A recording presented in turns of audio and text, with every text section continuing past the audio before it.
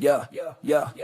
Welcome to the table where the truth gets said. No filters, no edits, no words left unsaid. Different perspectives, but we all take a stand. Real talk live, this is no middleman. Yeah, soul setting tone, keeping structure and flow. Uncle Plug, bring game that the streets already know. Reign with the crown and a voice that expands. If it's honest conversation, no middleman. Live from the room where the real ones stand. Uncut, unscripted, no middleman. Souls of Thought. Disclaimer. This live stream is for entertainment and commentary purposes only. Statements made are opinions, satire, or hypothetical discussion and should not be interpreted as factual claims. We are not journalists, attorneys, or professionals. We are reacting to publicly available information. No statements should be construed as accusations or assertions of wrongdoing. By viewing this content, you acknowledge that you are responsible for your own interpretations. Viewer discretion is advised. Everything fabric. You see that front door? You see that front door? That's where all the love go. Huh? You see that door? That's where all the love go. Huh? Hey, legend, let's play that shit back. You see that door? You see that front door? That's where all the love go. It ain't no ins and outs, really won't be no coming home. I gave my heart away a long time ago. I gave my heart away a long time ago. You see that front door? That's where all the love go. I'd rather be alone if we can't make this house a home. I gave my heart away a long time ago. I gave my heart away a long time ago. Kicking women out that front door, screen swinging like I'm selling dope. This paper bought me a centerfold. I can buy another one, I can let them go. Bitch, don't try me, play the victim with all that whining. This contract ain't binding, everything shining and damn. Made mental notes about the bullshit and the lies, didn't vocalize it. Most men suffer in silence. Never let you see me break a sweat. Take pain with me right to the death. I'm feeling fine, no feelings left. Only thing I like about the arguments, they always be the sex. Toxic love ain't love at all. You playing games, won't be involved. Kick a bitch out like a ball. I'm so used to taking losses. Love ain't easy, but you make everything too hard. Got me keeping up my guard. I'm reminded by these scars. You see that front door? That's where all the love go. It ain't no ins and outs, really won't be no coming home. I gave my heart away a long time ago. I gave my heart away a long time ago. You see that front door? That's where all the love go. I'd rather be alone if we can't make this house a home. I gave my heart away a long time ago. I gave my heart away a long time ago. I got sick and tired of being treated like a. I'm making a push. There you go. Yeah, I've been trying to turn the corner for a minute. Finally feel like I'm at the intersection. I'm talking about, you gotta turn it on in the playoffs. Yeah. Came in without it, can't leave without it. Tired of being doubted, I'm trying to push. Wasn't getting no attention, worked so hard, they ain't had no choice but to look. 10 years in, still getting warm, built strong, you ain't have what it took. Real life, you know if you built for the ride or not. Yeah. They said I wasn't enough, still hear their voices in my head saying that I wasn't good. Now I see them out, look them in their eyes, they looking back and everything understood. Nike Tech, white ones, all winter, black diamond watch, they know that I'm good. Classic. I'm about to push like a broom. Boy, it's a sweep like a broom. What's understood gotta be explained when you the smartest person in the room. To my squad. Yeah, what's good? What's good? No middleman. Yes, no middleman. It is school. I was about to say Monday. It is Tuesday. Terrific Tuesday. This is the Raw Society Coalition's No Middleman panel. We are 3/5 of the No Middleman panel. And I am, of course, Miss Soft Rain. I am the Raw Society Coalition's first lady. Over here on this other side of me, the founder, facts over feelings all the time, souls of thought. And right up under me, I got Uncle Plug TV. How y'all doing tonight? Amazing. It's a blessing to be here for show. Happy St. I said Patterson. Happy St. Patrick's Day to all my Black Irishmen out there.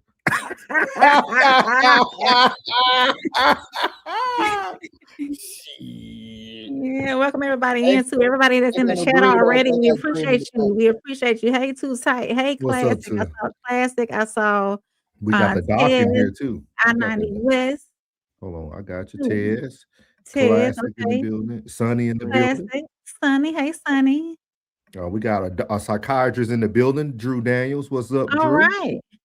Hey. Yeah. Perfect night for you, big dog. Welcome on in. And we do have some viewers over on Facebook that's already liked and shared it. So we appreciate everybody that's tapping in on Facebook. We are over on Kick too. We ain't really been, getting heavy on Kick yet, but we hope to start getting heavy on there. Hey, Steven, welcome in. I'm Hey, glad you a big Jan. fan. What's Yep. up, Hey, Jen. Jan? Yeah. All right. War Room. What's up, Sonny? So what's up, y'all? Chilling, man. We got a good one tonight. We listened to the chat. The chat spoke. We listened.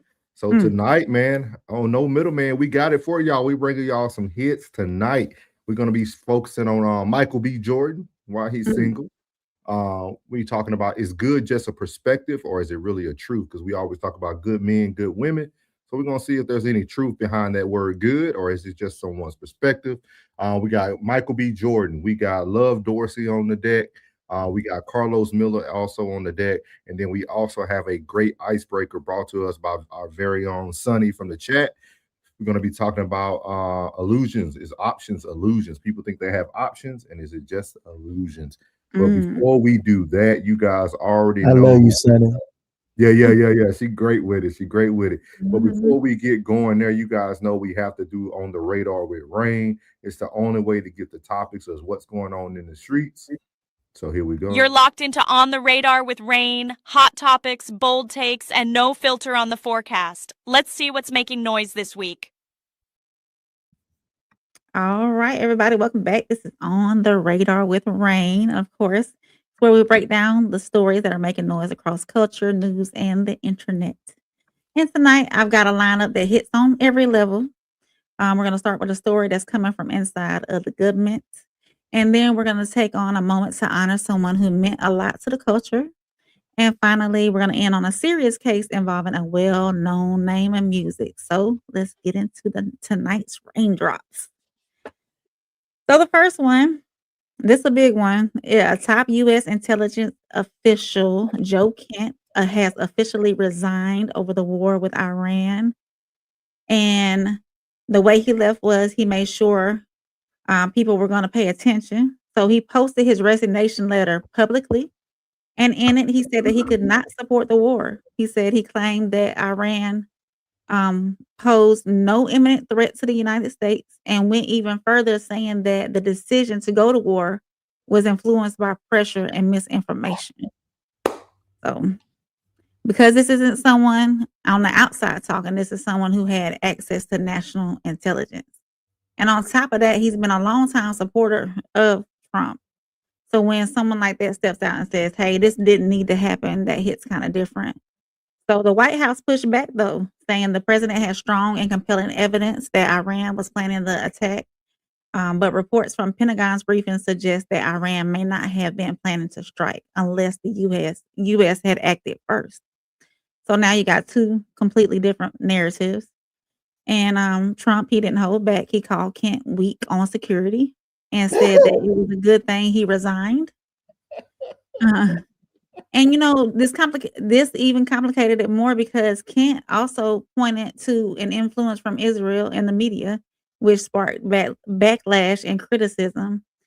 And Kent, he's a combat veteran with multiple deployments, and he lost his wife in a unaliving themselves bombing across seas, overseas. So when he says he doesn't support sending Americans into another war, it's just not politics, it's personal for him. So that is been back and forth today with Joe Kent and all that good stuff.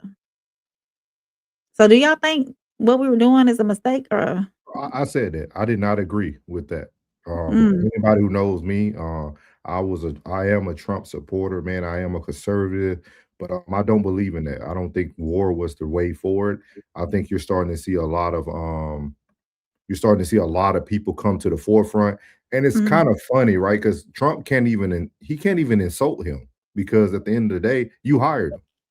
Yeah. So he had to be pretty good for you to hire him in the first place. So it's kind, what I mean? I think sometimes you just got to take the L on the chin, man. Nobody wanted war. He promised no war. He did everything else he promised, but he promised no war, and we got the war. So I got to call him out when he wrong. When he wrong, he wrong. I agree with Blood. Yeah, I agree with Blood for sure. For sure. When you wrong, dog. I can't. Hey, got to be objective, regardless of how I feel about like politics and things of that nature. This is not a good Wrong look. is Not a wrong. good. Yeah, not a good move. It's never a good look. You're doing way too much for At one this point. side. Yeah. You're doing way too much for one side. And it's like, bro, no matter what being said, the Constitution has to stand. And at the end of it all, you can have your run and you have your supporters and you'll have your naysayers. But at the end of the day, you still need to do what's constitutionally right at the end of the day. And two, we're not positioned for war right now. Y'all know me. I just recently retired. Like I can tell you right now, like the military that I left is not ready. We're not positioned for war. Like we're not. Like I understand we got superior air power and things of that nature. But if we have to go to a stand-off war, like old school, getting people over there, we're not ready for that yet. Like the army's still kicking people out over a beard. We're not ready for a war. You know what I mean? So that's the squash shit in the world. Yeah, so I tell people all day, man, we're not ready for it. We're not positioned for it. Yeah, big facts, 2 times. I'm telling you, like we're not ready for it. So we'll see. We'll see how long this dance lasts. Maybe it's the last dance. You never know. So, but as we speak about the last dance, man, we losing some great people, man. Quickly. Can I ask you this one question before we move forward, real quick? We know he's a figurehead. So who's really calling these shots? I think I can't say what I can't say what I need to say, man.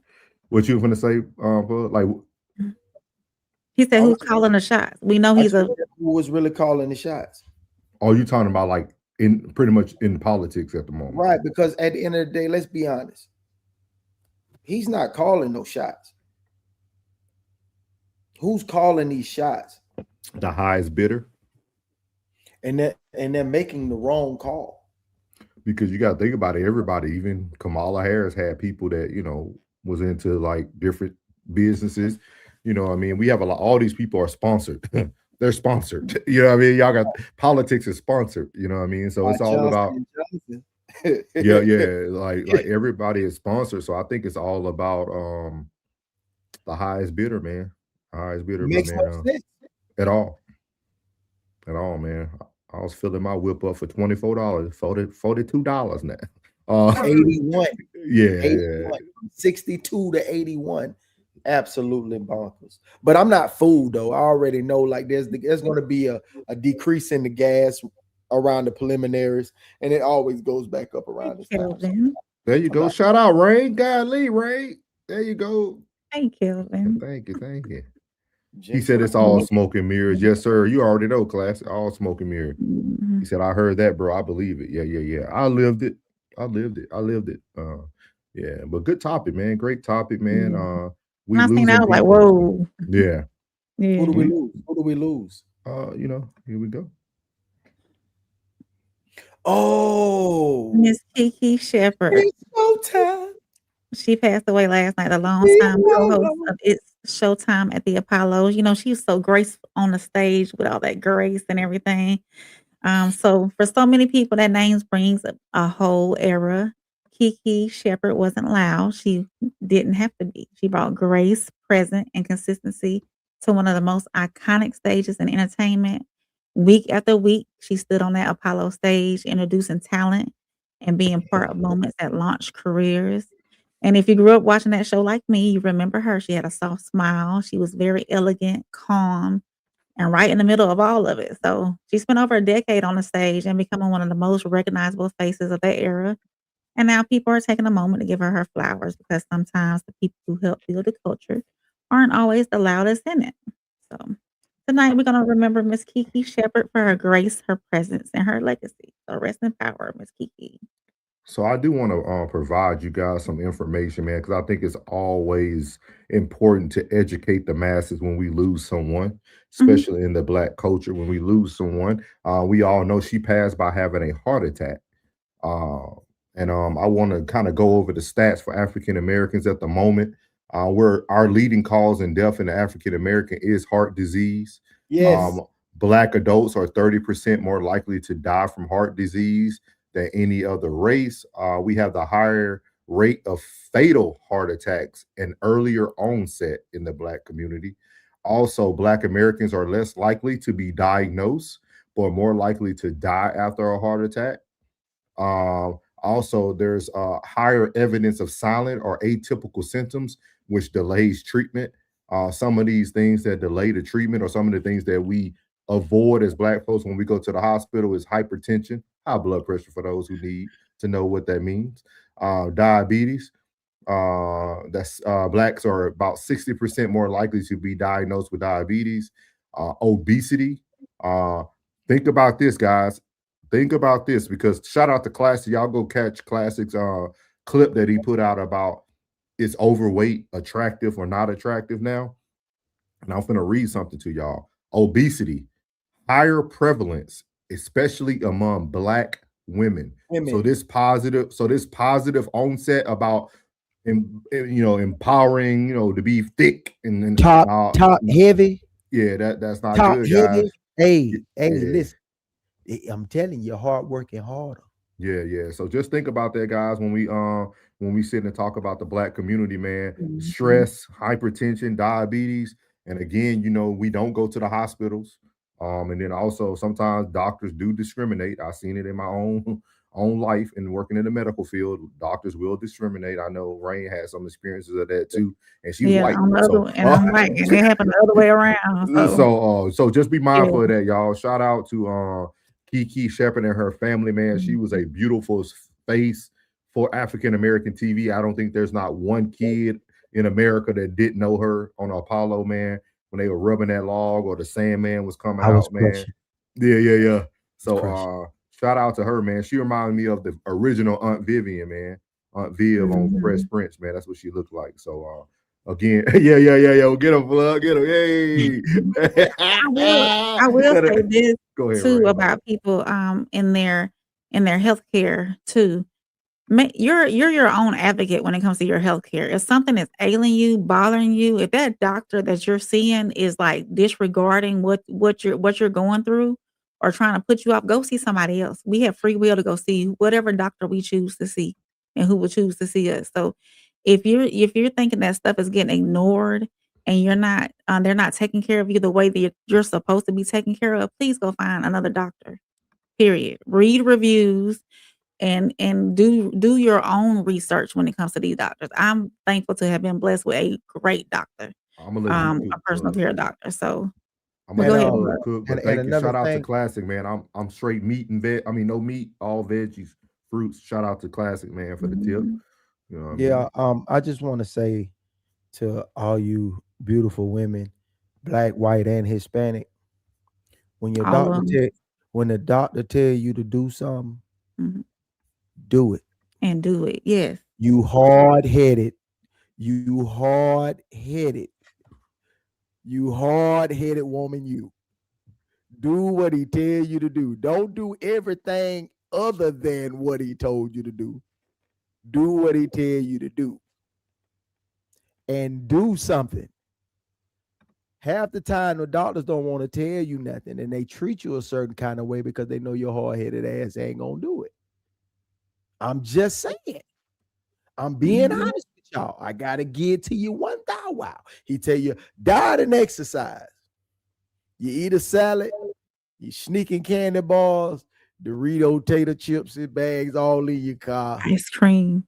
You going to get this. You filling up your cup like you're back in college in your dorm room. You're hitting every flavor: Dr. Pepper,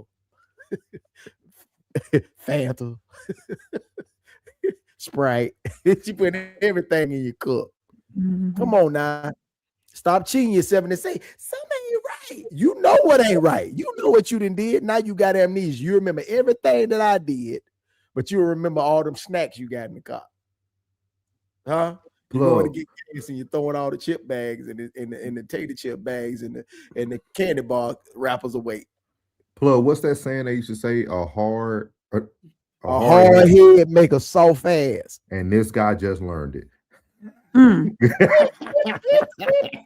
Great segue. I guess watch yourself.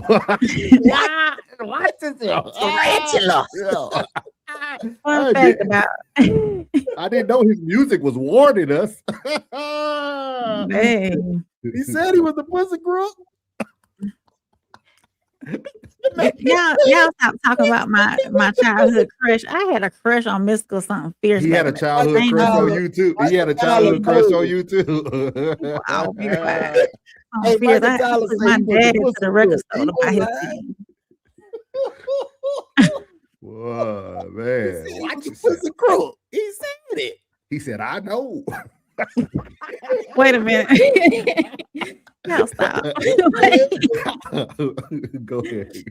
So Stay in line. Michael Tyler, whose rapper name is Mystical from the 504, has now entered a guilty plea in connection to a rape case stemming from a 2022 incident in Louisiana. So, according to investigators, the case involves allegations that a woman was assaulted against her will and had her belongings taken during the incident. He was originally facing multiple serious charges, including first-degree rape, DA, battery, and I don't think I should be saying that word, and false imprisonment. Now, in this latest development, he has entered a plea to a reduced charge and is currently awaiting formal sentencing. So, legal experts say that this could still result in a significant prison sentence, possibly years, even decades, depending on how the court rules. So, what makes this case even more serious is that this is not the first time. Back in the early 2000s, he served 6 years in prison, leading to guilty sexual battery and extortion. He was also arrested again at 17 on similar allegations. Though that case was later dropped. So when you look at the full picture, this isn't just a single moment, it's a pattern, unfortunately. So at the center of this case is a victim, and a legal process is still unfolding. And regardless of who someone is or how well they're known, of course, we know situations like this demand to be taken seriously because, in the end, it's not about status, it's about responsibility, So. Yeah, man. It's sad. This is sad, man. This is sad, man. This is man, he gonna be he done took some coochie and he going somewhere where they taking booty. They say coochie make you mean. Coochie make you green and booty make you mean. Man, shout out to everybody in the chat, man. Yeah, man. He out of here, man. He out of here for sure, man. He said folks ain't stay talking what he want. Man, ladies, when you're with it, just get to it. She said, it is sad. It is sad, dog. We laughing, but it's sad, dog. It's sad, bro. Super say he just came home for this, man. Yeah. This man is habitual. He a habitual coochie taker. Wobble, wobble. Watch yourself. Watch yourself. Yeah, wow. Tell me what you're working with. Hey, he been telling y'all. Like, hey, they said R. Kelly was saying it in the music. Mystical was saying it in the music too. He should have been telling your daughter, danger. Hey. Lord have mercy, boy. I'm trying to tell you, man. But he told me. Look at it. He said he did say, "Watch yourself." I know. Mess around and get beside yourself. Yeah. So tonight, y'all. You know what was crazy though? What's that? He was so unpredictable. No, not in this case, because they go back in his the same thing over and over and over again.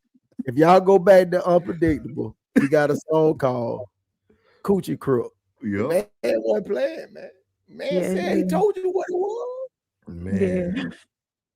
Bruh. So, my mama always said though, a man that continues to do the same crimes, they are fit for jail for here on out. That like they need jail. Mm-hmm. She said some other things, but I won't expose people like that. But my mama say once on people that kept going back, you know why they going back. Yeah. And that's why, sometimes those repeat offenders, they don't get to come back out. They get life sentences. Priceless. clip that part. Are you beside yourself? I know. It's sad, man. Not because it just settled in on me after the laughter subsides. It set in like this nigga really was telling us, man. Like, yeah. So tonight we had one of our top security. Wait, in the White House. Don't get me started. Don't get me started, Sonny. Don't get me started. He resigned publicly, of course, and the White House pushed back, and so did Trump and Miss Kiki Shepard, the beloved Miss Kiki Shepard. May she rest in power. And of course, Mystical he went ahead and pleaded guilty. Thank y'all for tuning in to On the Radar with Rain. Hey, before we go though, so Plug got on to the ladies about their health and listening to their doctors. I am going to give some advice to these men out here. There's a lot of men who don't go to the doctor. Okay, so your young men, that's y'all got all that going on, when the young y'all bouncing around everywhere doing everything, you don't have time to do this, do that. At least go get a yearly checkup. At least go get blood work done. When you hit 40, you need to start checking on other things, and your doctor's going to explain that. So make sure you go get your yearlies done. If you don't do anything else, do that for yourself. You're doing it for you. It's a form of self-care. And my ladies, see, we still talking about it. My ladies, if you're over 40 in October, actually I do my yearlies on my birthday, so I never forget. Yearly gyno, yearly breast exam, and my physical. I do it on around my birthday every year. Ladies, y'all do the same thing. Make sure you're doing it, especially over 40. We think we young and we invincible and can't nothing happen to me. You never know. Chadwick Boseman is a example, So make sure y'all go see y'all doctor, regardless of the fact. Hey, and what just to add to that, when we was younger and they did all the comedy sketches, most of the things that we are supposed to do, they made fun of and put that in comedy situations that they made fun of to deter us from doing it. Always remember that those behind every black actor or black comedian, there's a white writer. So they always made fun of that. You had to go and get the finger put in there to get your prostate checked. Your ass better go get your prostate checked. Because y'all ain't eating fruits and vegetables like Souls and Classic. Your ass eating steak, ribeyes, and hot dogs and hamburgers. You better go get your colon checked and your prostate checked. And if you're close with your family, ask medical questions. A lot of this stuff that's being passed down it's hereditary. Why? Ask those questions. Have those conversations with your family. Sometimes it skips generations. So do all that. So we give them some good advice tonight. All right, cool. You better. Well, that's on the radar. That's on the radar with Rain. And I know black people never wanted to take advice from a white person. Good night. You're locked into On the Radar with Rain, hot topics, bold takes, and no filter on the forecast. Let's see what's making noise this week. Shout out to Rain. Yeah, that's the only people they listen to. Shit, that's the only people they listen to. Shit, not last night. He said, I'm gonna miss y'all. All right, dog.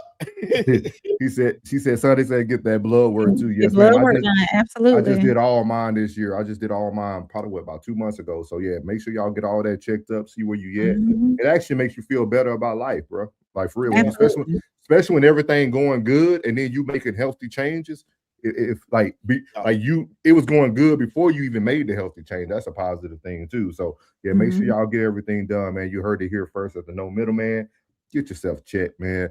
But you lost a lot of weight, ain't you? I'm like, yeah, I did. All right, your blood work looking good. I'm like, yeah. Thank you, baby. Yeah. So yeah, man. A lot of us are going too soon, man. For real though. But tonight, man, we have a great show on hand. As I mentioned before at the beginning of the broadcast, don't forget we will be doing a mid-show break where we'll give you guys 3 to 5 minutes to get yourself together, get you something to drink, go use the restroom, do whatever you need to do. But I want to shout out to Sonny, man. Sonny is always giving us something to provide a great show. So shout out to Sonny for the icebreaker for tonight. It's going to be a great icebreaker, and it's going to actually fall into what we're talking about tonight. Because tonight we're going to be talking about, is good a good thing, or is it just a perspective? So we're going to fall into these topics tonight. What my boy Classic said they can't check my prostate through blood work. I'm cool.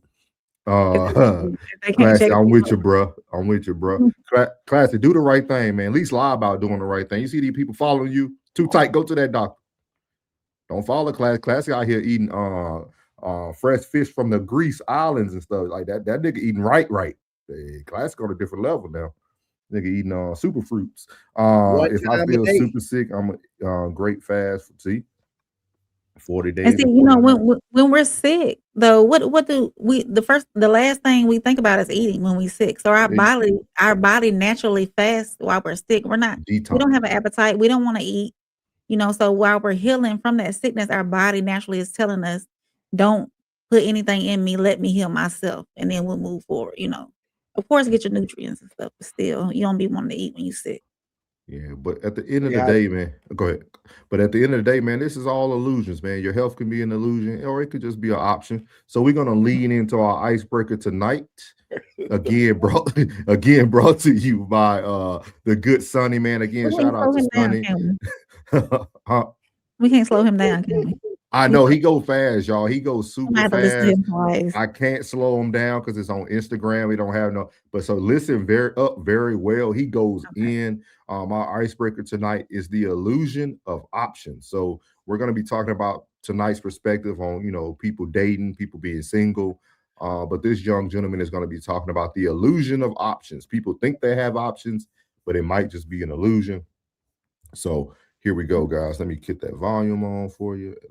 Say is people have options. Everybody has options. But I want you to try something in real life. Say it out loud in front of the actual human being. Yes, she's one of my options. Watch that whole room freeze over because the word only works at a distance. The second it touches a real person, it just sounds wrong. And that's your first signal about it. Because if a concept cannot survive contact with the situation it describes, it's probably not describing reality. It's describing a model people invented. And people say they have options because they're interested in a lot of people. That's like saying you cook dinner because you open the fridge a lot. Looking at the food is not the same as cooking it. Interest is not relationship. Okay, let's go further, right? People say they have options because a lot of people would date them. But just because 10 people would date you or 10 people will get into a relationship with you does not mean you have options. It means that every shoe your size in the store fits your foot. That's exactly what it means. Fitting is not the same as working. Then the biological argument likes to show up. Humans evolved to maximize mating options. Okay. But I want you to explain this as well. Put 10 attractive people in front of someone. 8 register as nothing. 1 seems interesting. 1 or 2 feel strangely, irrationally alive. Not selection, not evaluation, recognition. Your nervous system didn't stand through inventory. It ran a pattern match. Then the modern argument, right? The modern argument. Dating apps, infinite profiles, endless exposure. But scrolling past 500 humans to find 2 interesting ones is not abundance. It's noise pollution. That's all it is. Visibility is not compatibility. Exposure is not resonance. A stadium full of people is not a relationship pool. It's just a stadium. That's all it is. Let's go to power strategy. Always keep options. Never depend on one person. That works in markets. It does because markets reward leverage, but relationships stabilize through mutual narrowing, the mutual narrowing of attention. 2 people slowly letting the rest of the room fade out. That's all it is. 2 people slowly letting the rest of the room fade out. And if you keep every door open forever, I want you to understand what happens if you follow the power strategy. If you keep every door open forever, you do not become powerful. You become unable to invest. And people who cannot invest cannot build anything real with anyone. And then people say they feel chemistry with a lot of people. I can go ahead and go past that now. That is not what's happening. You're experiencing activation from a lot of people. Novelty, validation, drama. Those are easy to trigger. Compatibility is not. If intensity met alignment, half the population would already be soulmates. But intensity repeats. Compatibility stabilizes. Let's go to cheating. Let's talk about the cheating argument. People cheat because they have options. I want you to know something that you are going to have to accept. Opportunities exist everywhere. Everywhere. But I want you to lock in. Faithfulness is not the absence of opportunity. It is the presence of commitment. And most of the time, cheating happens because something in that relationship broke and someone could not confront that honestly. That's all that ever happens. That's all that ever happens. Blaming options for cheating is like blaming grocery stores for hunger. It's just fundamentally the wrong mechanism. And let's go to where the whole thing breaks. I just go right past all the little small stuff. Every version of the options argument assumes the same premise, that relationships are built through a selection, right? Through a selection from a pool, just like shopping. But that is not what humans do. Humans form relationships through recognition and unfolding. You meet thousands of people, but most of them will never register, and very few of them will feel alive. Just a couple of them. And amongst those few, maybe one or two eventually grow into something real. And that is not a marketplace experience. That is alignment. Alignment. So when people brag about having options, here's what they usually mean. I'm going to tell you flat out. Attention. Matches, flirting, visibility. Attention is cheap. I just want you to understand, attention is cheap. People can vie for attention their whole life. Real connection is a rare event. Attention is the easiest thing in the world to generate. So this means that the real scarcity in relationships was never the people. There's billions of people, right? The scarcity about relationships is alignment. And alignment does not increase just because the crowd got bigger. So next time somebody says they have options, I want you to actually understand what they're really describing. Visibility, not compatibility, not relationship, not even a commitment. They're just talking about visibility. They're just widely seen. That's all that they are. Because when it comes down to the people we actually bond with, most of us never had options at all. We had recognition, right? And recognition does not come in bulk. I think everybody. He said a lot. Hey, what I was visualizing when he was speaking? Like we riding in the car, right? And he just went to talking. And everybody just went to turn the radio down. I was like, what you saying, bro? And like everybody just locked in on him for the whole ride all the way to the venue. What y'all think about that? I think he said a lot. Like he said a lot. They be broken down. A lot, but a little, because he said so much to confine it into one space. He brought it back in. He took it out. Yeah. Back in with a lot of example. And what I really got from it is that he truly said that, connection is everything.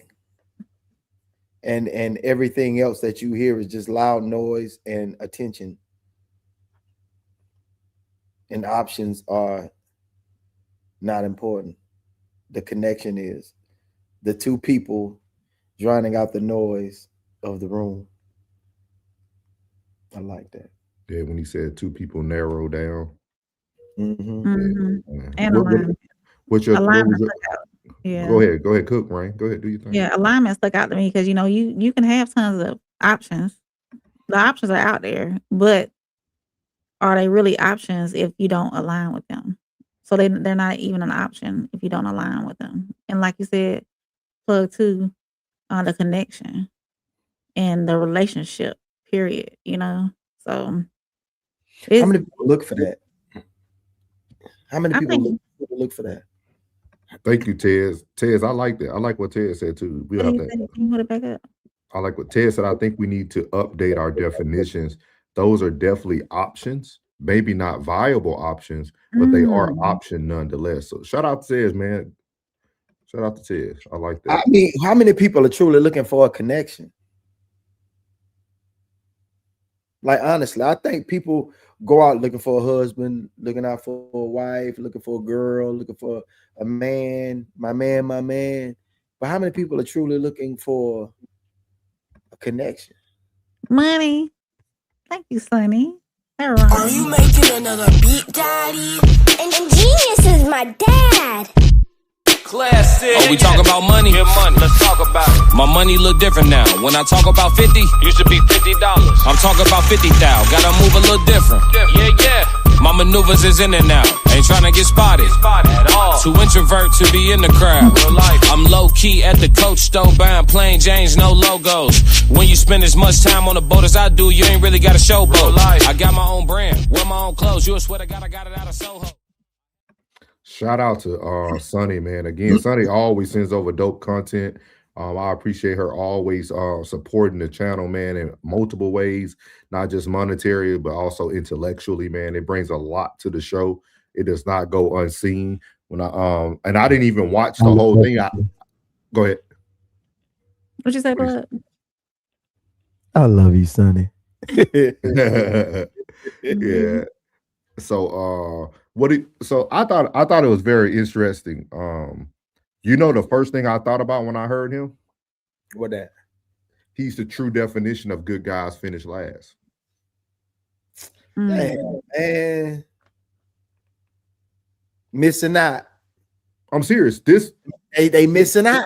Yeah, he's speaking on a level. He's letting women know he understands attraction, soulmates, how to be a valuable person. Like he's telling them that, hey, I know all that other stuff is stupid. I know what it feels like to be seen. Like, and he's a perfect example of good guys finish last because a woman would overlook all that, all the positive things he said, and he'll be single still. Because I think he technically was. See, a lot of times these messages seem like they for everybody, but they really for a certain group of people. Because he's talking about women. Because we already know that less than 10% of the top man gets a lot of options or valuable options or attention. Women get all the attention.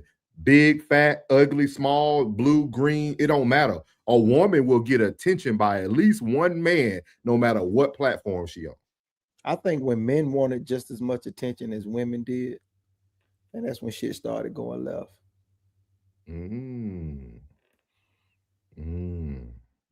That's a good one, Plug. What is your thoughts though, Rain? Before we narrow in on the women, what are your because when I'm listening to him, outside of the cheating part, where a lot of people probably would put men in that boat, which we know women cheat too. But with that being said, to me, he was narrowing down that, hey, women, just because you can get all the recognition, visibility, recognition, doesn't mean you have options. You're actually skipping over the person who is like your soulmate and that's in true alignment with you. Or as we talked about on No Middleman, equally yoked, right? Being in that yoke. You know what I mean? So appreciate all the comments, guys. I'm gonna try to get to most of them, but I want to make sure we can flow the conversation as well. We'll try to get to all the big ones. So we apologize if we miss anything. But as classes say, the money does get you to the front of the line. But yeah, so what is y'all thoughts about this? I think this is gonna be a good conversation that's gonna actually take us through the night. So I know y'all are gonna jump on the women, but as far as men go, I'm not saying jump on the women, but y'all were talking about women and their options and whatnot and wanting attention. But as from a woman's point of view, men explore their options more than trying to really lock down and build with someone. There are more men out there who really would rather just explore their options than to see if they truly align with somebody and connect with somebody to lock in a monogamous relationship. That's my thoughts on it. Her. All right, Plug, we hear you. Got your big dog. He said he'll be right back. I like what Ted said right here. Chris Brown, Usher, Drake, Bow Wow coming to town is options, but it's not viable. It's a one hitter quitter. I get you on that one. Yeah. And I know y'all know. Classic Fire, yes sir. Fire from Classics Music. He said nobody deserves hell on earth, and if a person provides you that for a time or oftentimes, you are going to look into some option of leaving, cheating, coping, etc. I like that, class. I like that. Nice call, bro. So true. Class said, if a man is seeking to fulfill or complete a woman, he will lose forever. If a man is looking for the fairy tale woman, he will lose forever. Embrace women for what they are and choose a headache. He said, pick a headache or two and rock out. Yeah, that's what he always says. Yeah. He said, facts, Plug. I'm starting to believe that cheating only applies to women. Don't get them, Ted. Don't get them, Ted. Don't get them, Ted. Of course, Thugger, you would disagree. She said, I disagree. I think he was making a general statement. Easy to feel that way. Tom said, no need to apologize. Great content, souls of thought, like always. Thank you, big dog. It's the whole Raw Society up here, man. We try to bring something to y'all. Y'all actually created tonight's show, so we appreciate it. This is a chat live show. Men don't explore their options because, yes, sir, choose wisely, act accordingly. Because the average man has less options. What are you talking about? Tez, are you asking us? He asking me because I said Oh, okay. Okay. You gotta start putting names on them questions, Tez. We got to make sure everybody can answer for their own. Sonny said, Tez, I think that was his point. Yeah. Ted said only men who have the ability to explore options, or is that superbly? Or is that right? Superbly? Superbly, yeah. Okay, desire, man. Come Good on. job, souls. Look, let me know when I'm right, nigga. Let me know when I'm right. Oh, Stop it. You see, I come in and say, when you say, I'll be like, superbly. You hit me in the earphone. So you hit me in the earphone. Superbly. Most dudes don't have a roster of women. They can't attract that man. Women like the same 13 guys. Tom said, I'm glad I got mine because no woman now women are requiring 50,000. Lord Jesus, where's the world going? Richard said before marriage before sex, God rules, problems here now. Richard says a lot was saying a little. If you pay attention to it. Class said I have a question. What's your question, big dog? Come on, Classic. We waiting on you. Come to the front of the congregation. Come to the front of the congregation. Get us the question. Go ahead, Ray. It's the men that I have experienced in my lifetime, the few, and I'm saying experience, and that's either being in a relationship with, talking to, getting to know, conversating with. 9, if I line those 10 men up, and it's I'm gonna say blue collar men, men out there working, soldiers, because I live near an army base. 9 out of those 10, I'm gonna say 7 out of those 10 men have a roster.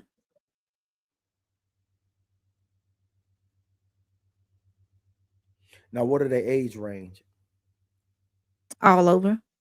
Young 20s to 50s, 60s.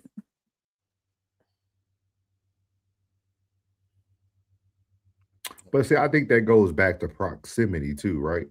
Like y'all are in a small city where like the military makes up the majority of the population too.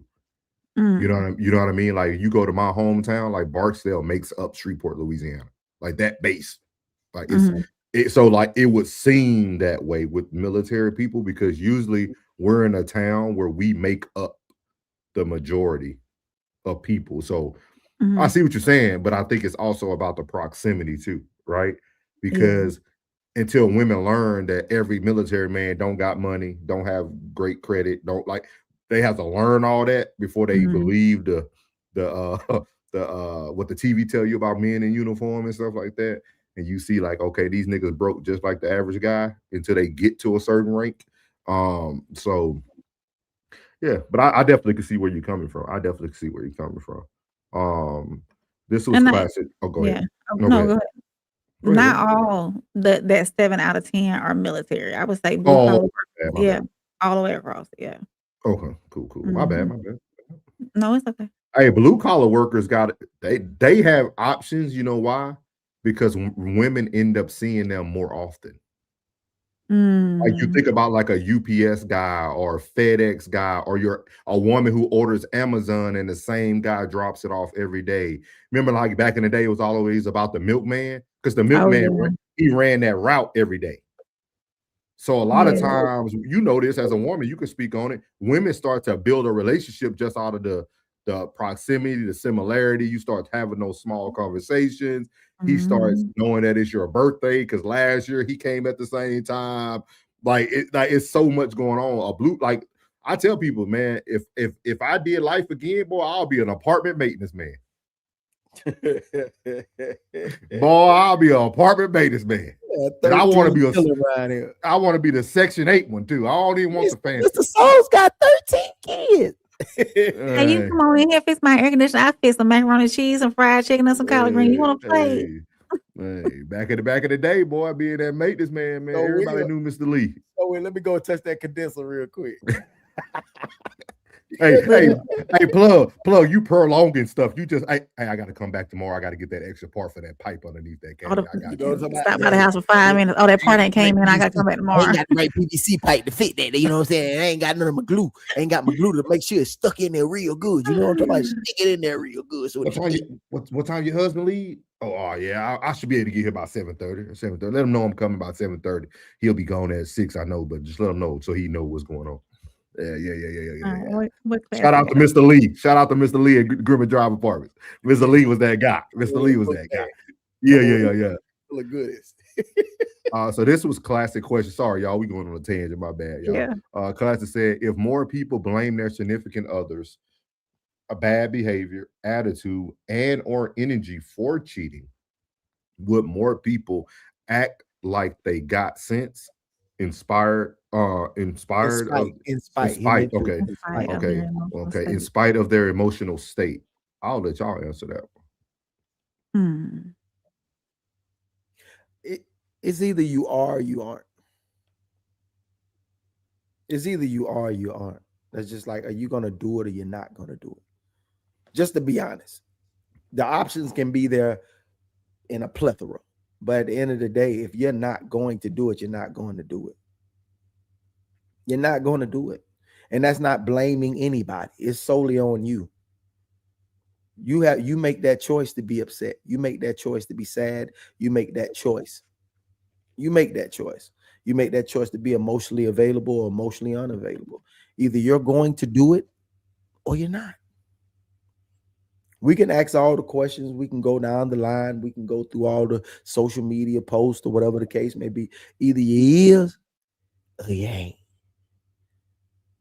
That's a decision. That's a choice that you have to make. You got anything on that, Rain, before I move on to the comments? I keep reading the question over and over and over again.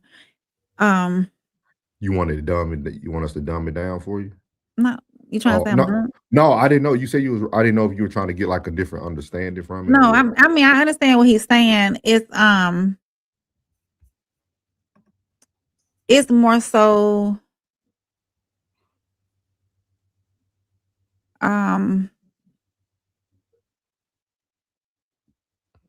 my thoughts ain't rolling in.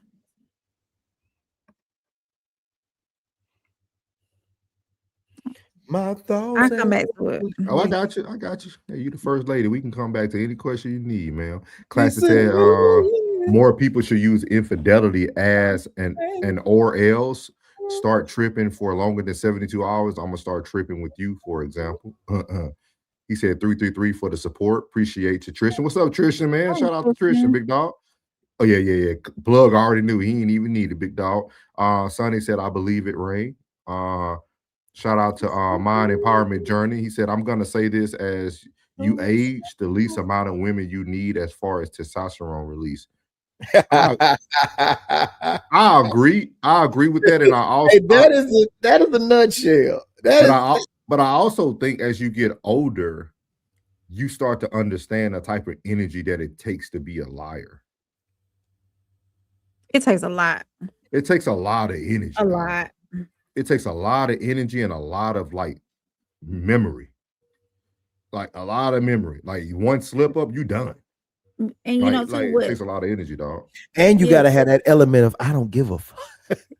You gotta have that element too. That's in there. Like you gotta really, you know what I'm saying? If you're in a committed relationship and you get ready to go slang some dang-a-lang somewhere else, it's like you gotta have that element of, man, I don't give a anyway. You know what I'm saying? So that's why it always falls back on either you is or you ain't. You know what I'm saying? Say this about liars too. Liars,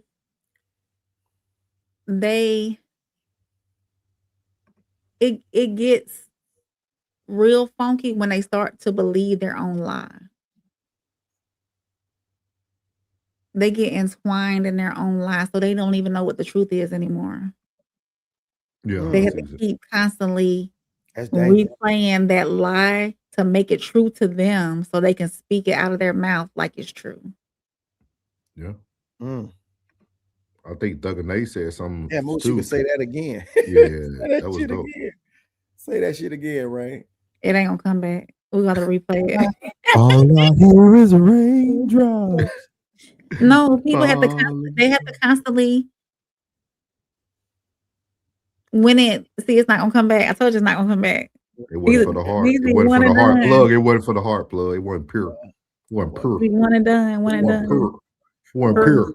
Wasn't pure.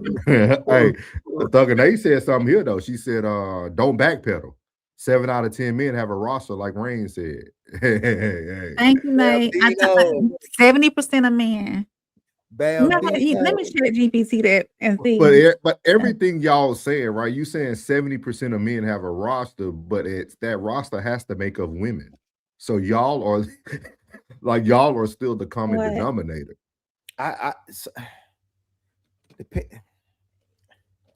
Don't sleep on the blue collar workers. It's big. Yeah, I agree, Tom. I agree. Richard said if we had to marry before sex, divorce would drop a lot. Guys be working on another level. Atlanta wouldn't sell out of sweet tea. That boy fool. That boy fool. Good one, Richard. Good one. Mind Empowerment said, I prefer being the landlord because someone always going to be late on rent. Hey, you putting down the law. I'm in a bind, mate. I'm in a bind, mate. He's Todd said, you don't talk about good food in a man's heart and soul is through his stomach and will always be through his stomach, especially when it walks through the door and smell that good. I'm gonna tell you something, Tom. That used to be true when people didn't value health. The health element has changed this. I know people still want good food, but you're not indulging in it like you normally would, Plug. Like you want a good meal, but Plug can eat something very simple too. Like I know you can repeat the same thing. As long as it's cooked. Yeah. And when I get home and it's cooked. Yeah. And I don't want no noodles with no Sonny said no to Classic's question. Classic said if a man or woman was honest and said, all right, if you keep tweaking, you're gonna push me outside, would that make her or him tighten up on the tweaking? No. I think he dumbed it down for you anyway. Yeah. Thank you, Classic. Thank you so. It would. I think when some people get so my brain be overloaded sometimes. Sometimes the situation can be so normalized that they'll get into that behavior and don't realize because you're not saying anything about it that they don't know that is actually, pushing you outside. So then you tell them and they be like, well, damn, I ain't even know. You know what I'm saying? Like, that's why it's important to check shit out the gate and let them know what's going on. Let them know what you bout, what you ain't about. Most people get so caught up in the aesthetics and the physicality of things that they don't really get to the nitty gritty and tell people exactly what irks you and what don't irk you, or what you stand for, what you won't stand for, what you tolerate, what you won't tolerate, what you will go for, what I ain't gonna go for, what's a non-negotiable, and I might, bitch. You know what I'm saying? Like I might. Do you think a lot of this would be taken care of if expectations are defined first in relationships? No, I think cheating is something that happens as you grow. But no, I think go ahead. If we don't go through the stages, I don't think we go through the stages either. Like everybody just say it within that first week you do get the smash, right? Or say within the first 3 days you get the smash, right? People get lost once them bodily fluids are switched up. You know what I'm saying? People get lost in it. When you're not controlled by the monkey, you know what I mean? And you're not controlled by the dang-a-lang, it's a different type of connection and attraction. You know what I'm saying? Where you can actually get to know that person and actually and like, because down like those first 8 to 13 months, like right past that year is important because it's certain things that's going to happen once a person get comfortable with you after the first 60 days, after the first 90 days, and they get comfortable around you. They start doing things. You got to, hey, no, I know you be talking to your homegirls and y'all be saying bitch and you got a tendency to say that to me. I don't like that shit. Don't say that to me ever. Don't talk to me like that. Okay, boom. Now you can establish something, and those are boundaries that is happening, not when argument is going on. See, whenever you talking to me like that and you call me a bitch, I don't like that. See, now you're saying that out of anger, but that's something you check right then, having a normal everyday conversation. I don't think people check shit enough, and then they just allow disrespect to build to a point, and then they just bust one day, and then it's all out of anger. And then bitches just start, then people start staying around each other because they comfortable. And now you uncomfortable because you feel disrespected or you feel your boundaries have been crossed, but nothing was established. And then it sounds like Classic want a direct answer. So I'm gonna try to answer it as directly as possible, Class. So we can move off this icebreaker. Appreciate everybody comments. He said if a man or woman was honest and said, all right, if you keep tweaking, you're gonna push me outside, would that make for her or him to tighten up on tweaking? I will say no for your direct answer, Class. I would say no, because I think it's more to it. I think that young man said it best in the video. Something broke down for that action to even occur. So I would say no. I would say even if because we don't like honesty. People don't like honesty. Me and Class, we talked about this on Class's show the other day. I was like, I was in the chat with Class and I told him like, very few people want honesty. Like I don't even.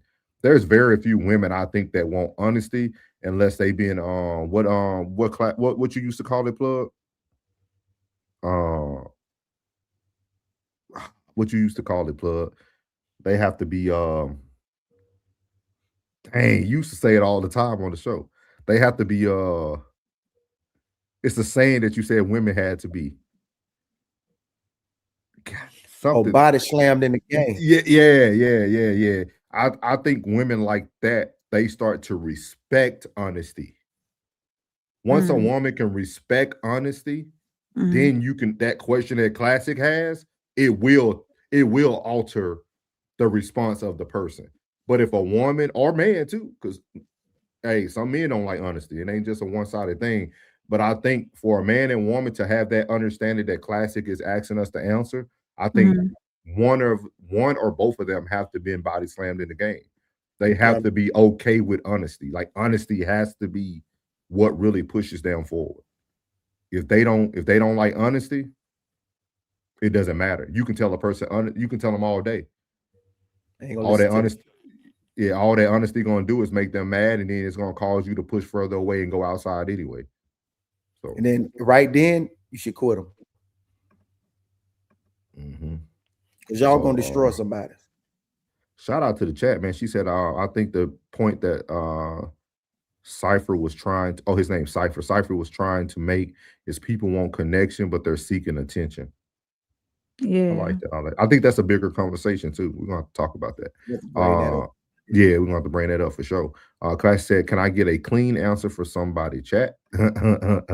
Hopefully I did a better, hopefully I tried to answer directly and answer your point. Take your time, Rain. It'll come to you. Thank you, too. Class said, great question with Plug. Some people just choose to be unhappy to make things difficult in marriage. Sometimes people think about themselves when it's not the goal. I like it. Class said, I think so. So Thug and A is trying to answer. She said, I think so. I feel like if you are direct with your emotions, it could be talked through or over with. I was with you, Thug and A, until you used the word emotions. There's never been a good thing that leads with emotions. There's no logic in emotions. Which gives the illusion of options. Okay, I see what you're saying. Sonny, we should talk. You should come up one of these days. We should talk about this whole thing. I like it. Ted said a partner can definitely cause cheating. If you mean. Yeah, F what you mean. It's hurting husbands out here that haven't gotten some dome in 2 years. That's crazy work though. That's crazy work. That's crazy work. Yeah, man, what are y'all doing? That's crazy. For real. That's crazy work. That's The women, you got these husbands. What are y'all doing? I don't even think it's cheating at that point. I just think he's trying to get his extracurriculars done. Like that's crazy. 2 years. He said, "Plug, I truly had to get out of the system that I don't give a f when the person that I love respect. It really affects me. All my brother, you will walk out in 1 second." Yeah, he said, but no dome in 2 years. Yeah, that's diabolical, classic for sure. Diabolical. See, Thugger Nay said that's a made up number. But hey, Plug, can you live without honey buns? Classic said, yes, I can. Sonny said, classic temporarily, but not for the long term. Time I heard women tell her boyfriend, how much taco sauce do I put in the marinara sauce for spaghetti meatballs? All I can say is that is nasty work. Nasty work. He said, Plug is double talking bad right now. You just said you is on your ain't now. Come on, Classic, got to use those punctuations. Saying that the partner can cause it. Which one, gang? I got what is that word? No expectations. All right, y'all. We got all right. Trying to get through this. Plug is double talking bad right now. You just said you is or you ain't now. You is or you ain't. Now you saying the partner can cause it. Which one, gang? Huh? Oh, he's saying that you said that the partner. That was two different topics. It was about the cheating. I don't know, dog. You won. I'm gonna let you finish them up, Ray. I'm gonna let you read the rest. No expectations could be changed, especially if a woman is involved with expectations. You just said you is or you ain't. No, you ain't saying it. No, you ain't saying it can be caused by your partner. Got to choose a side. He said, now you're saying. Ted said, I'm not waiting. Not the type of woman I need. I need one with Ted's Down syndrome or she off the island. Time said, it's funny that you can get your man to change for you, but how hard is it for you to change for him? You are always expecting him to protect and provide for you. And how do we get your best every day? Classic said, I think people. Oh, go ahead, Classic. No, go ahead, Claire. We're gonna let you speak, so we don't have to yourself. I won't read, and we'll let you know, Sonny. I'll definitely let you know. Myself. Great topic, great topic. And then Thug and Nate said, when I said be direct with your emotion, meaning talk through it, not lead with two different things. So my bad, Thug and Nate. I will not respond to any more of your things. I will. Bambino. Go ahead, Classic. No, I was just saying Plug had double talk because when y'all first read the question, his response was you either is or you ain't gonna cheat. You know what I'm saying? And then he later said, yeah, the person can cause cheating. It's like, which one? Either your partner can't cause cheating and you just the cheating type, or your partner can cause cheating. That's all. I was just saying it was saying like double. It could cause you to leave. I can cause you to cheat. Shit, why cheating? You can leave. Because you can't leave. Some men are way too invested. It's easier to cheat. You got kids, you got a house, you got marriage, you got no prenup, you got a whole bunch of stuff tied in with this woman, and she tweaking. And the kids might be 3 years away from graduation. No, we gonna make it. Side chick it is. Or Ike Turner, Eddie Kane need to be in your DNA. No, all women can't be corrected, Plug. Shit. We in the fairy tale world now. Because there would be zero divorces if they could all be corrected. Who wouldn't correct it and keep their bread and their assets and all their stuff? Bruh, I walked away. Because it couldn't be corrected. At the time, my thermostat was fucked up. That was on me. It was my thermostat, bro. I felt that it went too far, and now it's like I don't even want to correct it. I don't even want to correct it. I'd rather just go and walk away, count my losses, and be through with it. I mean, yeah, that's cool. You an individual. I'm just saying that there is a reason to cheat for a lot of people, men and women. Logically too. Like it only becomes this thing that we shouldn't do when you start talking about morals. If you have a logical conversation, there's a lot of logical reasons to stay with a person and cheat on them. I have said, and I stand on this. I said, maybe if I did have a side chick, I probably would have tolerated a little longer. Absolutely. The side chick gonna make you smile. I have said that. Mm-hmm. But I said that I would rather leave and count my losses. Yeah. And that's because cool too. Because me saying, all right, I ain't the one to cheat on this broad. So I'm gonna just go ahead and count my losses. Yeah, it's no right or wrong answer. It's just that 100% of scenarios are not going to get handled that way. There's an abundance of men who like, nah, I'm just gonna cheat. And it's an abundance of women that's doing the same. They financially, dependent on the man. You feel me? He's maybe controlling, or maybe he's changed in some ways, or maybe they feel like they're being neglected and they can't get through to him. And, they running low on grace and mercy. And the Amazon delivery dude does look like he's been in the gym a little bit. And it ain't like, oh, I'm gonna up and lead this, man. That's way harder than just getting this little fix every Thursday on the Prime delivery. Just saying. Sonny, you stupid. Wide back Tasha with the Kool-Aid and red beans are right. He happy. That monkey warm though. I'm gonna just chill with y'all. I ain't trying to hold up the show. I'm with you. Nah, you straight, man. Cool, y'all. So that was the icebreaker tonight. Again, it was brought to us by Sonny. We appreciate you always bringing great content. We about to move into that 7-inning stretch. We're going to give you guys about 4 to 5 minutes to get you a drink, get yourself unwind, and we will be right back. Listen to this great music by Classic, or better known as B Class. Yeah, my verse the hook. Yeah.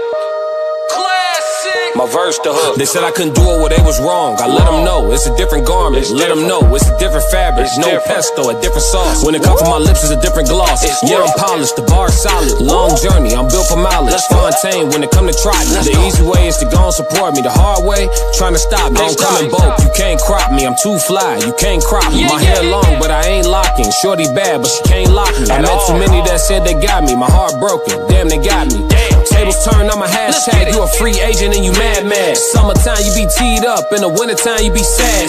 Realize you shouldn't have let me go, so when I come up you talk mad trash. You was always a class act. Just admit that you was wrong about me. Thought I would lose, felt strong about it. Winning now, you no longer around me. Circus over, we don't do no clown. I wouldn't do it, but they was wrong. Let them know it's a different garment. Let them know it's a different fabric. No pesto, a different sauce. When it come from my lips, it's a different talk. When you backing it up, it's a different walk. When you making changes, it's a mark. When I talk about drive, it's the grind. When you talk about drive, it's a car. I fight for mine like I got a plan. You fight for yours like you didn't spar. Must be my exit where I'm getting off.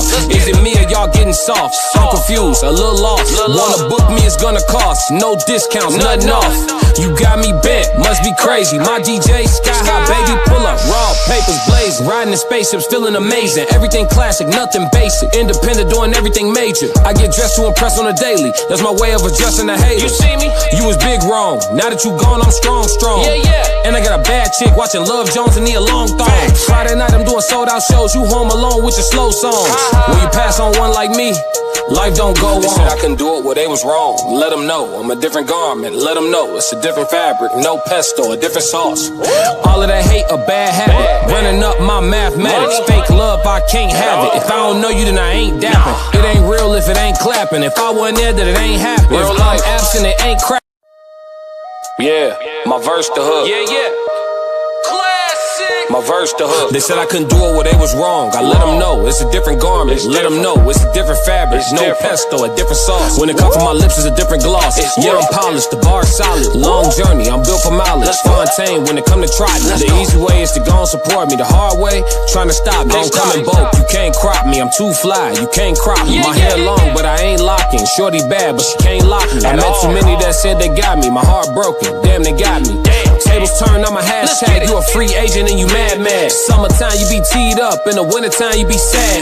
Realize you shouldn't have let me go, so when I come up you talk mad trash. You was always a class act. Just admit that you was wrong about me. Thought I would lose, felt strong about it. Winning now, you no longer around me. Circus over, we don't do no clown. I wouldn't do it, but they was wrong. Let them know it's a different garment. Let them know it's a different fabric. No pesto, a different sauce. When it come from my lips, it's a different talk. When you backing it up, it's a different walk. When you making changes, it's a mark. When I talk about drive, it's the grind. When you talk about drive, it's a car. I fight for mine like I got a plan. You fight for yours like you didn't spark. Must be my exit where I'm getting off. Is it me or y'all getting soft? I'm confused, a little lost. Wanna book me, it's gonna cost. No discounts, nothing off. You got me bent, must be crazy. My DJ, sky high, baby, pull up. Raw, papers blazing. Riding in spaceships, feeling amazing. Everything classic, nothing basic. Independent, doing everything major. I get dressed to impress on a daily. That's my way of adjusting the haters. You see me? You was big wrong. Now that you gone, I'm strong. Yeah, yeah. And I got a bad chick watching Love Jones and need a long thong. Friday night, I'm doing sold out shows. You home alone with your slow songs. When you pass on one like me, life don't go on. They said I couldn't do it, well, they was wrong. Let them know I'm a different garment. Let them know it's a different fabric. No pesto, a different sauce. All of that hate, a bad habit. Running up my mathematics. Fake love, I can't have it. If I don't know you, then I ain't dapping. It ain't real if it ain't clapping. If I wasn't there, then it ain't happening. If I'm absent, it ain't crap. What's good? What's good? Welcome back to the No Middleman. Hopefully everybody was able to get their stretch on, get you something to drink. That music as well was brought to you as always by B Class, better known as D Classic Codes.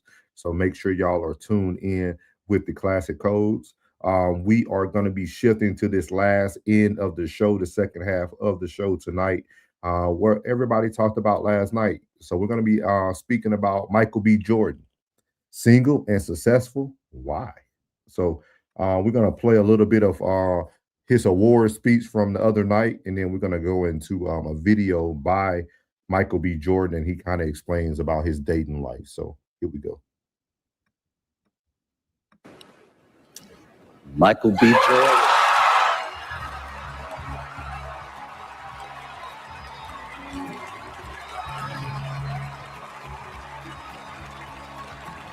This is the first Oscar win and nomination for Michael B. Jordan.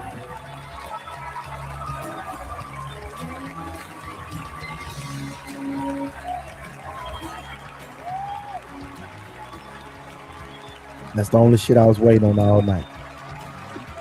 My first time watching the Oscars in forever.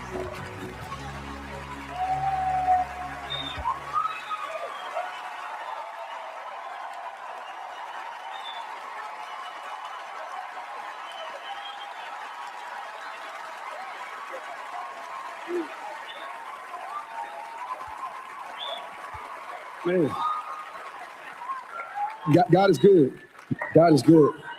And yeah, Mama, what's up? Y'all know how I feel about my mother and my father's here. Your pops, where you at? My dad came in from Ghana. He flew in from Ghana to be here. My brother, my sister's here. My family. I want to thank Warner Brothers. I want to thank Mike and Pam for believing in this dream, this vision of Ryan Coogler, and betting on the culture and betting on original ideas and original artistry. And you're an amazing person. I'm so honored to call you a collaborator and a friend. And you gave me the opportunity and space for me to be seen. And I love you too, bro. Love you to death. I would like to thank my incredible cast. Woomy, thank you so much for giving Smoke opportunity to be him. Haley at home, just getting ready to have a baby right now. Thank you so much for being the other half of Stack.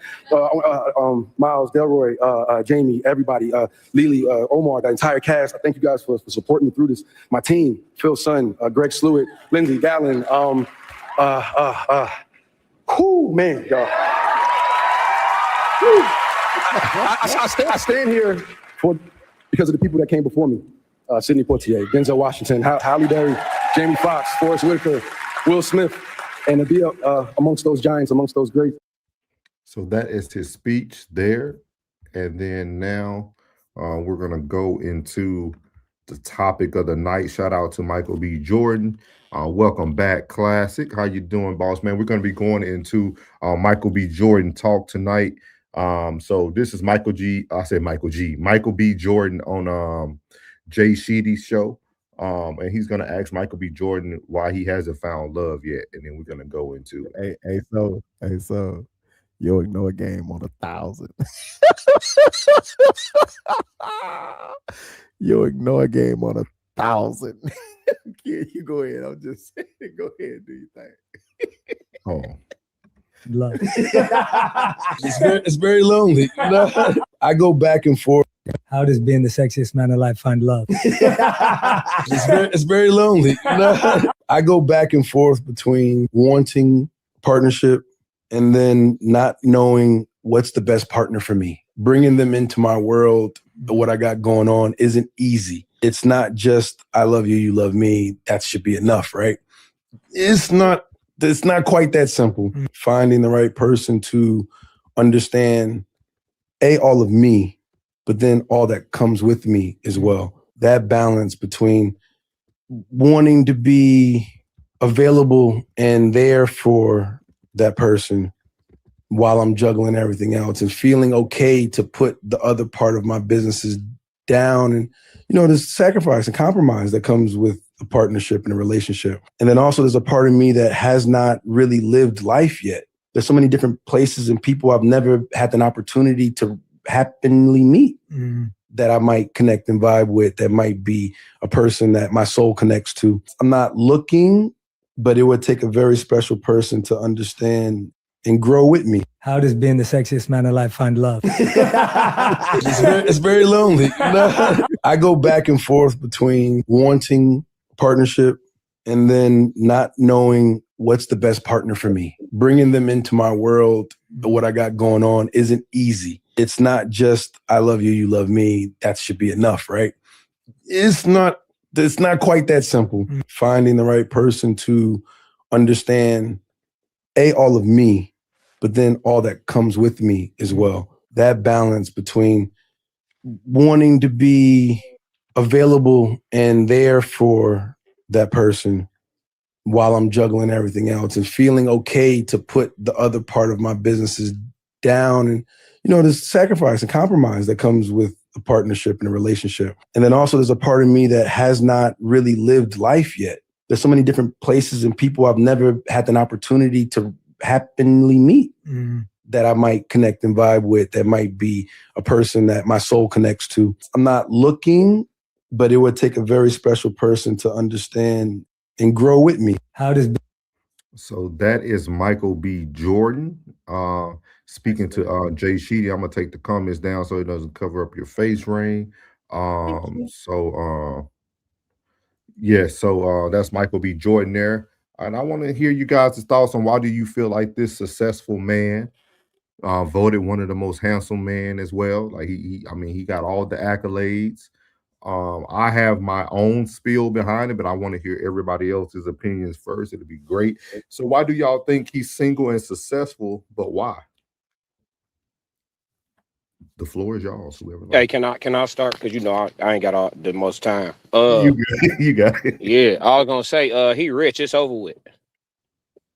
If he was gonna find her, he would have had to find her some years ago. It's a wrap. He rich. He'll never know whoever he end up with. It don't even matter. I hope he find a wife, but whoever he end up with, he will never truly know if she with him for him. It's over with. Once they know you got that amount of money and that type of lifestyle come with you, you'll never know what genuine is. Not when it comes to a woman. It's a wrap.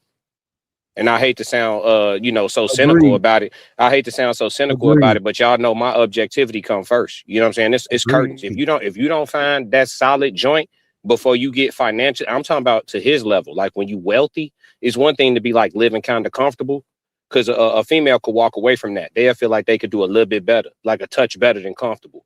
But when you wealthy though, it's over. It's curtains. And then another thing too, never will a man be interviewing me and call me the sexiest man alive, or even acknowledge that somebody called me the sexiest man alive. And then on top of that, who called him the sexiest man alive? Hey, I'm saving the magazine. Yeah. No, I'm saving taking my shirt off for 10K subs. I did a show on that, bro. Should a man be married before he's successful? If he wants to at least feel in his heart like the love that she has for him is all the way pure and genuine, then yes. But some men don't care about that. Like some men, they get rich and they adopt the mindset of, I understand that women are with me for me and the things that come with me, and that is what it is. You know what I'm saying? And as long as that ain't, as long as that ain't playing on your mind, I think you good to go. Classic. What about a woman with the same financial status as him? Could her love not be genuine? No, it's over with. She already prioritized her success over a man anyway. He'll never get a good wife out of her. Okay. Yeah. So them I boys appreciate cook. your opinion. Yeah. I would say this. Would you like to go first? No, Arrange you route. good. You got it. All right. I'll Oh, we say got the whole coalition. we got That's the whole everybody. RNC up here. I would say this. Yeah, he's. I'll ask that question on the show. The show was, should a man be married before he's successful? Because it's going to be hard to pick these women who are going to genuinely, like Classic said, going to genuinely be with him for him. You know what I mean? Like that's different, man. That's real different.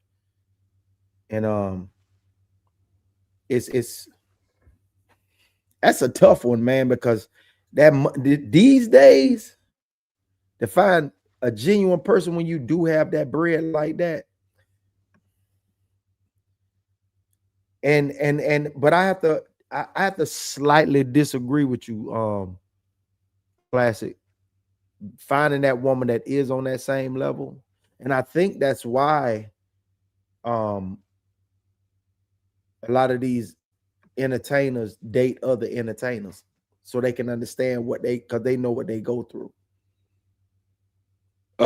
Hey, can you give me an example of a wealthy woman that got with a wealthy man while they both was wealthy and she was a great wife or appeared to be a great wife? You have an example? Now hold on. Now that second half, now you can't say that, but I done seen Gabrielle Union and Fruity Wade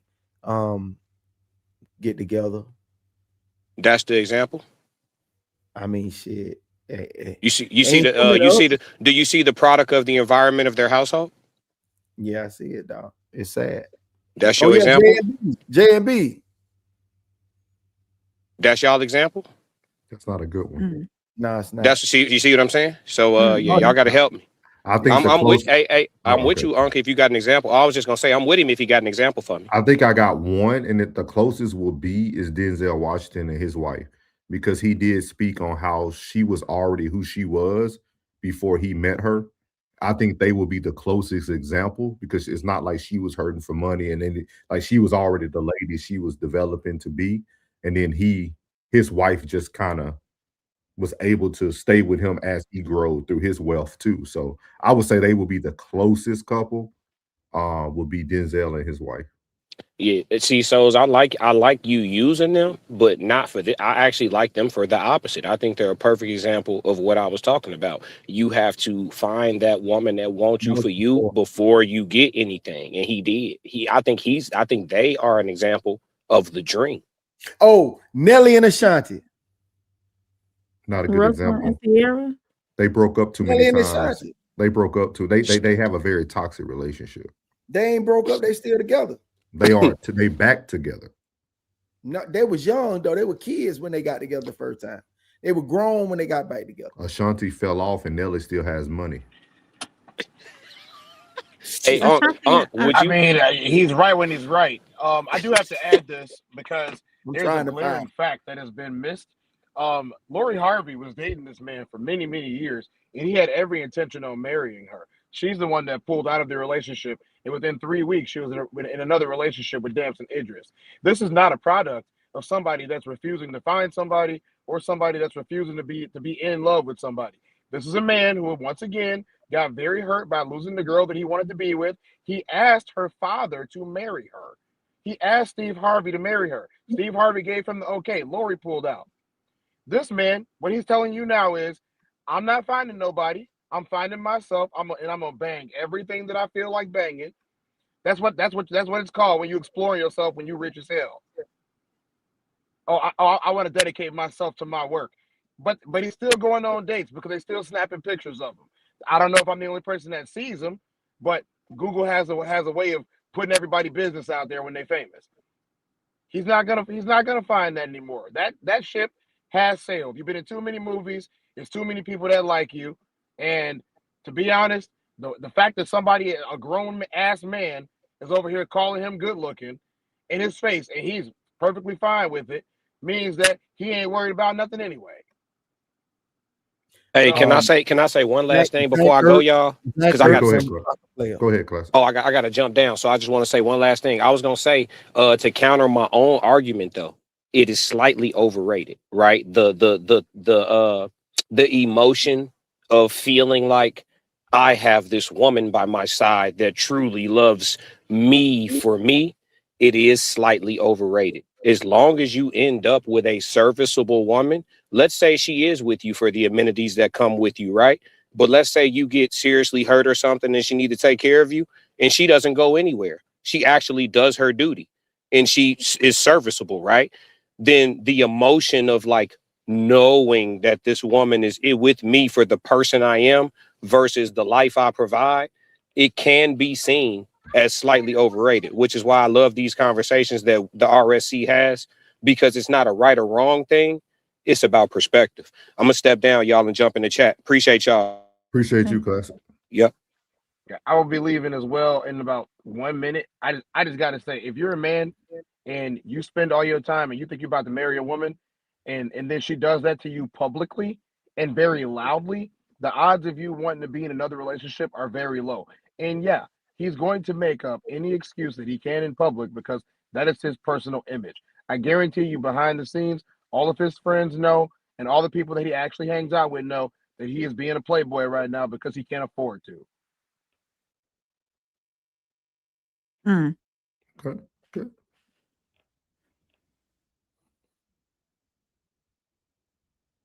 Damn, I can't think of nobody. I can't think of nobody. What about Russell and Sierra? Another bad example. They will be closest, but a lot of people would say that Russell got the bad end of the stick taking on a single mom. Right. But when you But think about financial status, though. yeah, They I got don't. kids together, don't They do now. Yeah, yeah. They do now. Yeah, so that levels it out. Yeah, I think they all are making some good points. I think Classic makes some good points. I think Tez made a good point. I don't disagree, but I'm just gonna add my 2 cents in. I think the initial relationship he was in with Lori Harvey was not endorsed by his mother. This is coming from somebody who had a great mother and a great relationship. If you see the relationship that Michael B. Jordan has with his mother, that is the reason why he's still single now. Lori Harvey caught Michael B. Jordan at a point in his career where he could take some gambles and some risk. I think we forget about early in people's life before they become who they truly are. They can take more gambles and risks because Michael B. Jordan, nobody's seen this for him. Nobody did. Nobody seen him coming from Fruitville and all. Like nobody's seen The Wire. The Wire too. Like, nobody's seen that young man becoming who he is today. So that young early success, he jumped on Lori Harvey, right? Because she was in the news, she was popular, she was attractive. Most of the same men wanted her. I think he did that. His mother didn't endorse that. Now that her time is up, now that Lori Harvey's time is up, what does she do now? I don't even care about Lori Harvey. I'm just trying to make the statement that I think now he's still single because his mother endorses who he dates. Like, we all do that. Well, I can speak for myself. A lot of men go through that. When you have good mothers, you'll have almost like a rebellious stage. You know what I mean? You'll have a rebellious stage where you know what a great woman looks like and the characteristics of a great woman, but you go to seek the physical and the attraction of a woman first.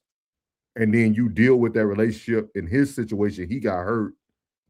Some people's situation, you see it down the road. But I think his mother now plays a big role in why he's still single.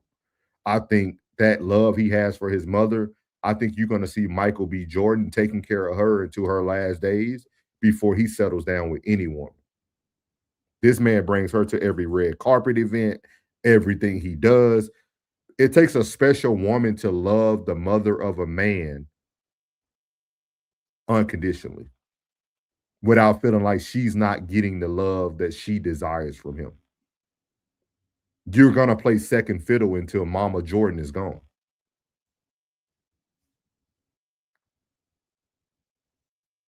Yeah. That's my opinion. That's just but I see where everybody's coming from the different viewpoints. But I think Lori Harvey just caught Michael B. Jordan at a great time. Like she caught him and then she messed it up. But now she's done for. Like what Plug was, I think she's done for now. I haven't even seen the next guy who dated her after that.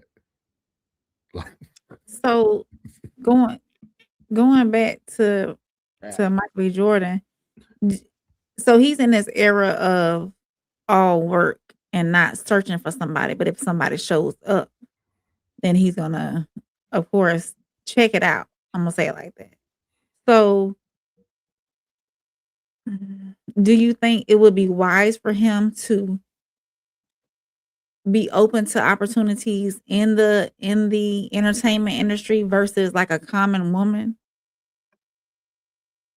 say that one more time so we can answer your question correct. Say that last part one more time. Do you think that, or would you have, if you were advising him on dating, would you advise him to seek or be open to dating in the entertainment industry, or seek just somebody out here, general population? I would tell him to stay single. And I'm gonna, the next person is gonna For the rest of explain. his life? Yes, I like, so when I think about like a Michael B. Jordan, it brings me to like a Deion Sanders, right? Deion is a man who can attract women.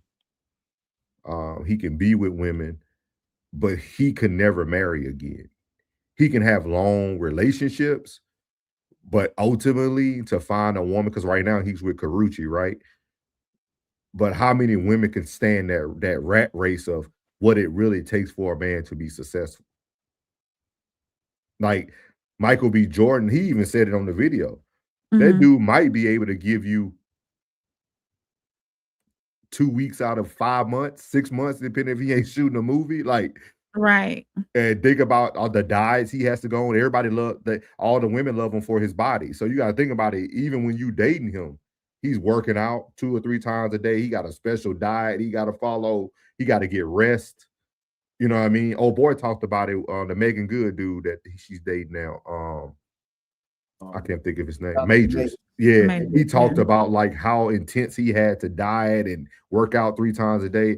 It would take a very special woman to reel in Michael B. Jordan right now. Just Like, yeah. Yeah. Just with any man who's chasing purpose, who's chasing his purpose, who's chasing his desires, who's chasing his dreams. It takes a special woman to recognize those things that he wants to accomplish. And it's either he's gonna put in the time to focus on that, or that you're not gonna get all the time that you need. Just like I'm gonna bring up the military again. A lot of women are not meant to be military spouses. Women or men who are the dependent spouse. They're not meant for it, because you got these training that's away, TDY missions, overseas missions, war, and everything like that. It takes a special spouse to be able to be a part of that kind of lifestyle. And you got to be willing to compromise and accept that as well. And just know that you're not going to be on the forefront all the time either, Yeah. So, Yeah, it takes a very special woman. oh yeah, definitely. Hey, Right. Kira. What's up, Kier? What's up, Kier? Sonny said Matt Damon met his wife who is not in the industry. Mm. Matt Damon white, right? Yeah, he white. Oh, okay. Carucci, Deion Sanders is with Carucci. Yeah. And I don't see no woman out there like Paula Washington. For sure. Who's Paula Washington, y'all? Denzel. Oh, Denzel's wife. Gotcha. I never knew her first name. She said Matt Damon met his wife who's not in the industry and married her. I think she was a bartender. Hey. I don't want to make it about race. You already have, but how? What? Well, when I said he's white, yeah, you say Matt Damon's white, right? Yeah, I mean it's different. You know, it's different though. Like, you know what I mean? You think about like country singers and like white guys. White guys desire families. Like like all my white friends, all they desire to be dads and get married. Like all the guys I grew up, like white guys I grew up in the South, they that's what they, they got the Southern Belle wife, you know what I mean? Like the stay-at-home mom, got 3 kids, you know what I mean? Like that's what I seen growing up from that community. Like they really do hone in. We talked about this. I think Alyssa and them talked about it on Grown Folks Business, how white women are kind of what's the word we're looking for? What is it? Prepped. Yeah, prepped. Like they go to college just to find their husband and things of that nature. So it could be some truth there. Richard said we need a new definition for marriage, long-term relationship. A contract. Kira said, I would say that he can definitely find true love. It more than likely exists in his childhood. That's a good viewpoint. Most people have already met the person that they are supposed to be with, but they overlook them. Yeah. I can see that for sure. Paulette. Yeah. Yeah, I think I forgot who said it in the chat when they said what happened to the cool chick that ain't like all of that, but she still got features and she's just cool. You know what I mean? And like what happened to her and why did she always get overlooked? Because she wasn't exotic. Good girls finish last too, just like good guys. Absolutely. They do. You know, the other day I sent this post to or she had too much weight on her. I think I sent the post to Rain, and to see this young lady aesthetically, she was exotic, she was beautiful. But guess what? Ain't do nothing. You know what I'm saying? Like it didn't do nothing. I just pointed it out, kept it moving. You know what I mean? Like I think that was most of these guys who are in the industry miss out on, because I think they're picking someone that looks good on the carpet or looks good in the pictures, that look good in that right there, but they're not. They miss character all the way. Because I mean, how can you? Because anyone who is, attractive has been treated a certain kind of way since they was a child. So they never had to really develop character. You know what I mean? Yeah. Like I remember this T-shirt I had once read that said, "No matter how beautiful or how fine she is, somebody's sick of her shit." Yeah. Oh yeah. And like y'all, I mean, a lot of people. I'm going to use the word attack me. A lot of people attacked me that night that I broke down Denzel's wife. And it goes back to what Plug is saying. It's the cool chick, might not look like who you would think he would pick to be on the red carpet. Not saying she's not attractive, because that's how everybody was taking it. I'm just saying when you from eye view, she probably wouldn't be what everybody in Hollywood is going to pick. And I've been why is he with her? They'll tell her ass, why he with her? Yeah, and I've been said that. That's the best way for all men. We go back to the early no middleman days when I was saying, hey, most motherfuckers pick people for somebody else. They don't even pick them for themselves. Right. They're picking who they think somebody else would approve of. And it's weird to me. You pick your happy, you pick your pretty.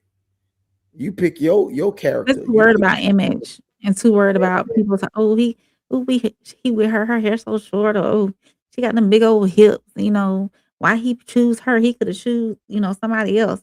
It's so a lot of men are worried about how the perception how people perceive them. Oh yeah. And not big facts. Yeah. They worried about having a trophy on their side that they're so when they go to the family reunion, oh, I see you, cuz. Or I see you, nephew, because they got a trophy, or a Beyonce figured body next to them, but the personality is crap because they ain't even talked to them yet, and they gonna change their mind later on after the cookout when she sit over there looking snobby the whole time, even though she's beautiful. And the bitch can't even read out loud. Big fact. And can't read out loud, or don't have no business about herself, or can't cook. Yeah. Tom said, Miss Washington doesn't have to be attracted to you. The only person that matters is Denzel Washington. It's not for us to understand. I love women who can't see, but you can't hear. Yeah. Hey, I love what I saw. and I was happy for my dog. Yeah, I think everybody taking it out of context as always. Like I never said, I just said she wouldn't be what Hollywood would have thought Denzel would have picked. That's all it was. You can whatever people think is pretty to them. We all have our definition of what we think is attractive. No, they don't. No, they don't, Kira. No, they don't. She said the good girls always get overlooked or they become the permanent girlfriend. I agree with that, Kira. I agree with that. We're just not excited enough sometimes. We're boring. It's not that. Like boring. We like it at our age now. Shit. Yeah. yeah. Like you like it now. We didn't always like. We gotta be. When I was taking the prom. Yeah, but we gotta be. You know, was over. I'm going right back to the good girl. But you know why good girls are always overlooked? Before we move on to the last topic, I think you wouldn't let them smash. I think good girls are overlooked because y'all are always available. Absolutely, that too. The chase. And I'm not saying like available. I'm just saying like you're always there for that guy, right? Mm-hmm. When you make yourself easily accessible, the desire goes away. You gotta play a little hard to get. You gotta make yourself a valuable asset. You can't always be, I'm gonna pick up the phone because he called me. You gotta turn your good girl into your personal slut. Mm-hmm. Them helicopters flying low tonight. Oh, I was like, it's shaking the house. Oh, okay. It's shaking the house. They training. Ted said, if you base your worth off of what other people think of you, nothing will ever be enough. You must be your biggest fan. That's big facts. Big facts. Shout out to Tez. Mm-hmm. I said the true definition of fine-ish is a woman who is cute enough to look like she doesn't act right, but she acts right. Classic. Right. Mm-hmm. Put that on a t-shirt. T-shirt. Mm-hmm. Put that shit on a t-shirt ASAP. He said a lot of, what's BW? Black women worry about what their so-called girlfriends think about their man. We do hear that a lot. They do go to their girl. Yeah, girl, what you think about him? Yeah, and then you lose out on the best man because you worried about how she think about him. Sonny said, definitely gonna send the baddie video tonight. Thank you, ma'am. Miles Baxter said Jordan may have someone who's not public. He could be keeping him on the wrap. That's true. Yeah, mama probably coaching him. He said you can't see all the gorgeous women on the carpet, right? But when Paula Washington steps in those rooms, all heads are turned to even the gorgeous women. Big facts. Yeah. Because a man makes her look better. And their relationship, the envy of the relationship makes them turn their head. And she got that glow. And when you got that glow, man, I don't give a damn. Hey, sex appeal really doesn't have a body type. I didn't. Come on, I know you've been. Look, I already know what you, but I already know what you're gonna talk. I always tell people the baddest women be the wackest. Be the wackest. Because their whole life they only been held to their beauty standards. Nobody ain't really holding them to a standard. So their options, their options is the illusion, right? That attention is the illusion. She's a cute face and a skinny waist, so she continues to get attention. So she never has to work hard at her craft. Yeah, like you know what I mean. I was gonna say something. You're right, bro. Hey. I was gonna say something else. But I was gonna say something else. Yeah. That's a red room topic. That whole elbow. Yeah. Hey, next red room topic. Tune it up. Face the ass down, face up. You gotta be in there coaching. You gotta be in there coaching. You gotta be in there coaching, club. Might not work out for me, but you're gonna be great for somebody else. So as we speak about being aggressive, this next person is known for her aggressiveness.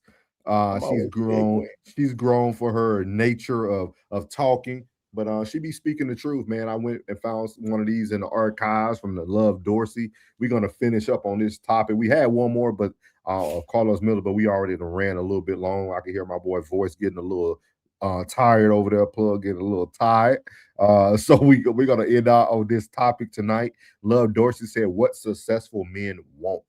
So she's going to speak about what we are probably speaking about when it comes to Michael B. Jordan. So here we go. Love. If you can't manage yourself in regards to your emotions or have some sort of logical side, you will fuck your marriage or your relationship up, like rigorously demanding time that is the man don't got to give you. Yeah. And then of course, when you get into, successful men, you guys understand a lot of what I do is to buy back my time.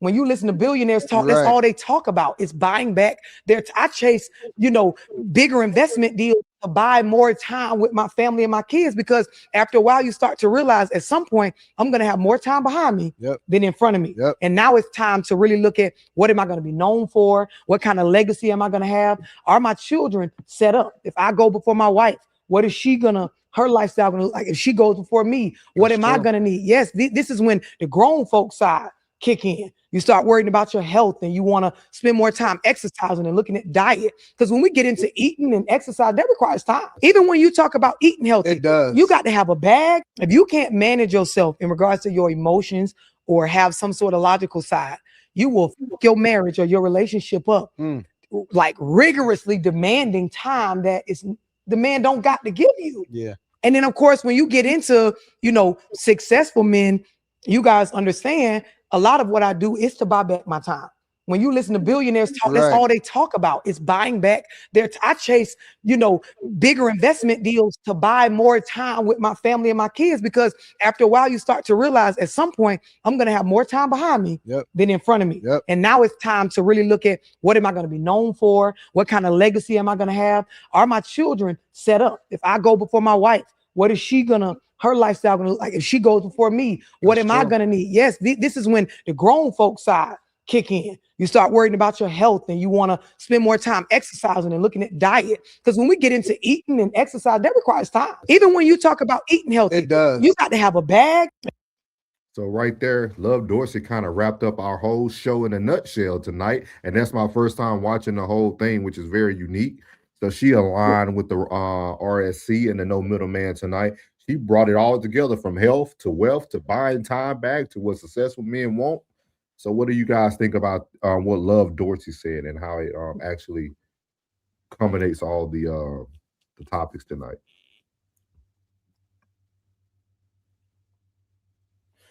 You got a plug. I love Love, man.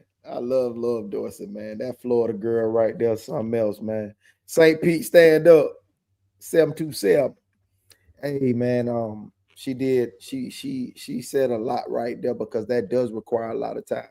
Most women are slow in a sense, and not the ones that's in our chat. I'm talking about the ones who they're a little slow when they be thinking about what they want. I hear it a lot, and a lot of that's why I be off of social media like that. I get on, drop something funny, get the fuck on. You know what I mean? Because like a lot of them have no common sense of what it takes. It's time and money.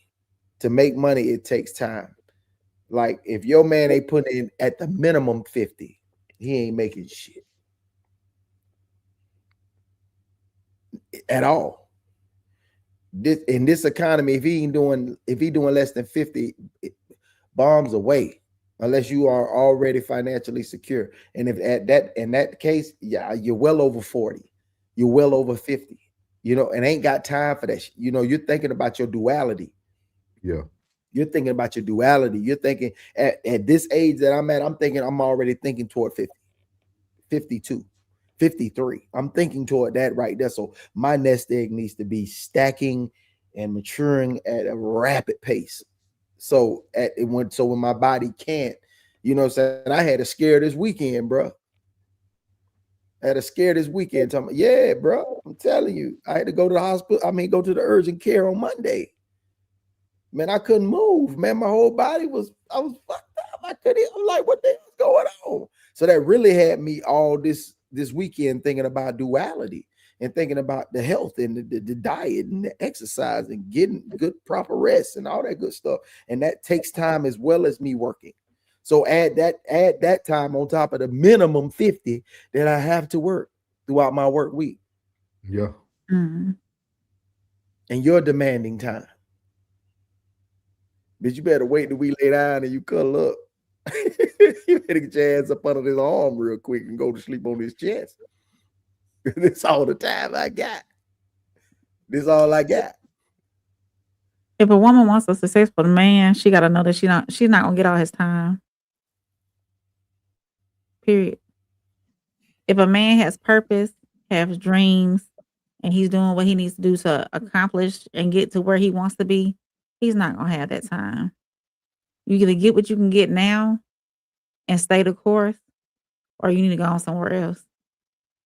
But especially if that man has purpose and dream and he working towards his future, she's not gonna get any time. Not the time that she really wants and desires. And if she doesn't see the same vision, I'm not gonna say see the exact same vision, but if she doesn't see his purpose, if she doesn't understand his purpose or his dreams and whatnot, then she's not gonna understand his needing for so much time being away.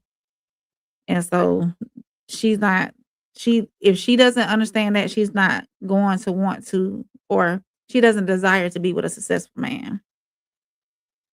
Shit. Well, she better have something going on too. Yeah, she's got to have some business about herself. Yeah, have some business about herself. Either you're gonna assist me in my purpose and my dream, or you're gonna do something for yourself. Or have something going alongside me. Yeah. You know what I'm saying? Parallel. Yeah, something going on. Yeah. Yeah. I'm with you, sis. I would love to hear also. I think you made some amazing points, Rain.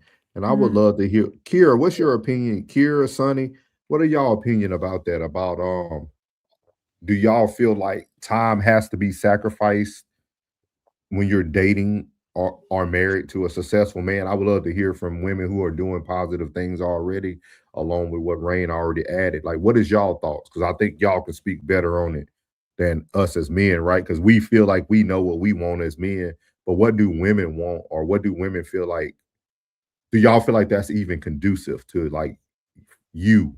You know what I mean? You probably can't speak for every woman, but do you feel like it's conducive for you when you're trying to go after a successful man? Because not every woman feels that way, right? Some women don't feel like they need to sacrifice all those things. They feel like they can be hand in hand with a man and do the same thing, or vice versa.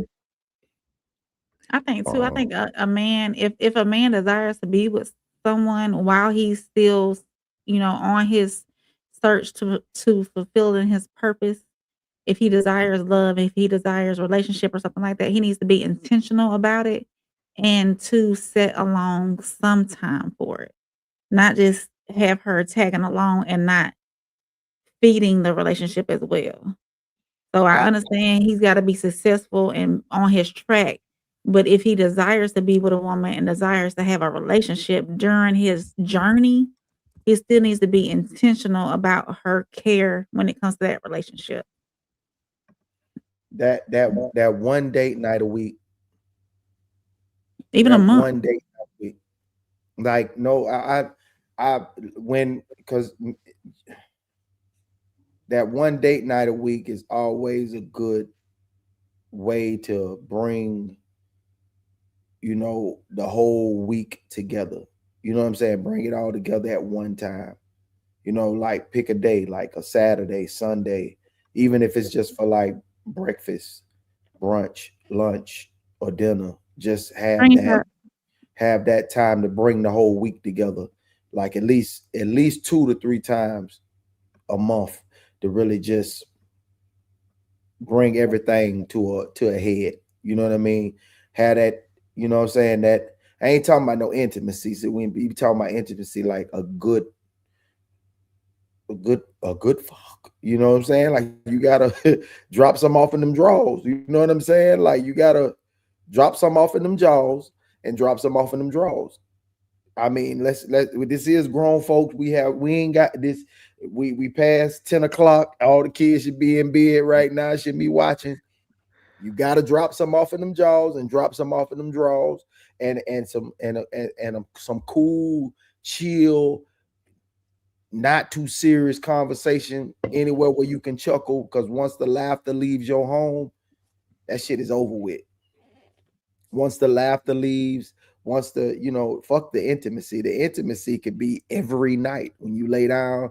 You know what I'm saying? Come up, put your head on his chest and hear my heart go to sleep. You know what I'm saying? Yeah, nah, intimacy ain't got to be fucking, but it has to be some fucking. It got to be. You got to spread some cheeks now. Hey, even if you come in there and just, you know, get on your knees and bend over the ottoman and toot that thing up in the air. Let me see something. No, I'm being real. No, come on now. Let me see something. Hey, you know what I'm saying? Be up in there. Hey, just drop. While you cooking, we the only ones in here. Drop them drawers. Let me see you walk around. I want to see the booty jiggle or something. You know what I mean? Like, hey, they in the bed.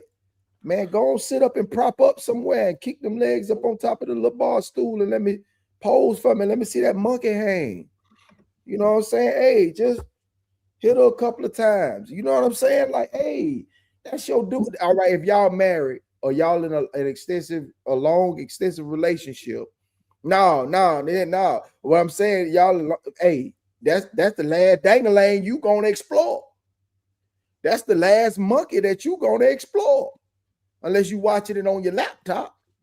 Other than that, man, you better show me that monkey. I'm gonna come and shake it at you. What? Run a helicopter or something. You know what I'm saying? Hey, we grown. That's gotta happen. You know what I'm saying? That's gotta happen. You gotta have that playtime where y'all laughing and kicking and having a good, you know what I'm saying, inner child type of laugh with each other. You gotta be fucking, and then the intimacy could be, you know what I'm saying, when the time is, you know what I'm saying, is limited. Put your head on my chest. Let me rub on your booty. You know what I'm saying? Why you tickle my balls? Hey, y'all, you came here for something. You getting it? I'm gonna I started a couple of the comments.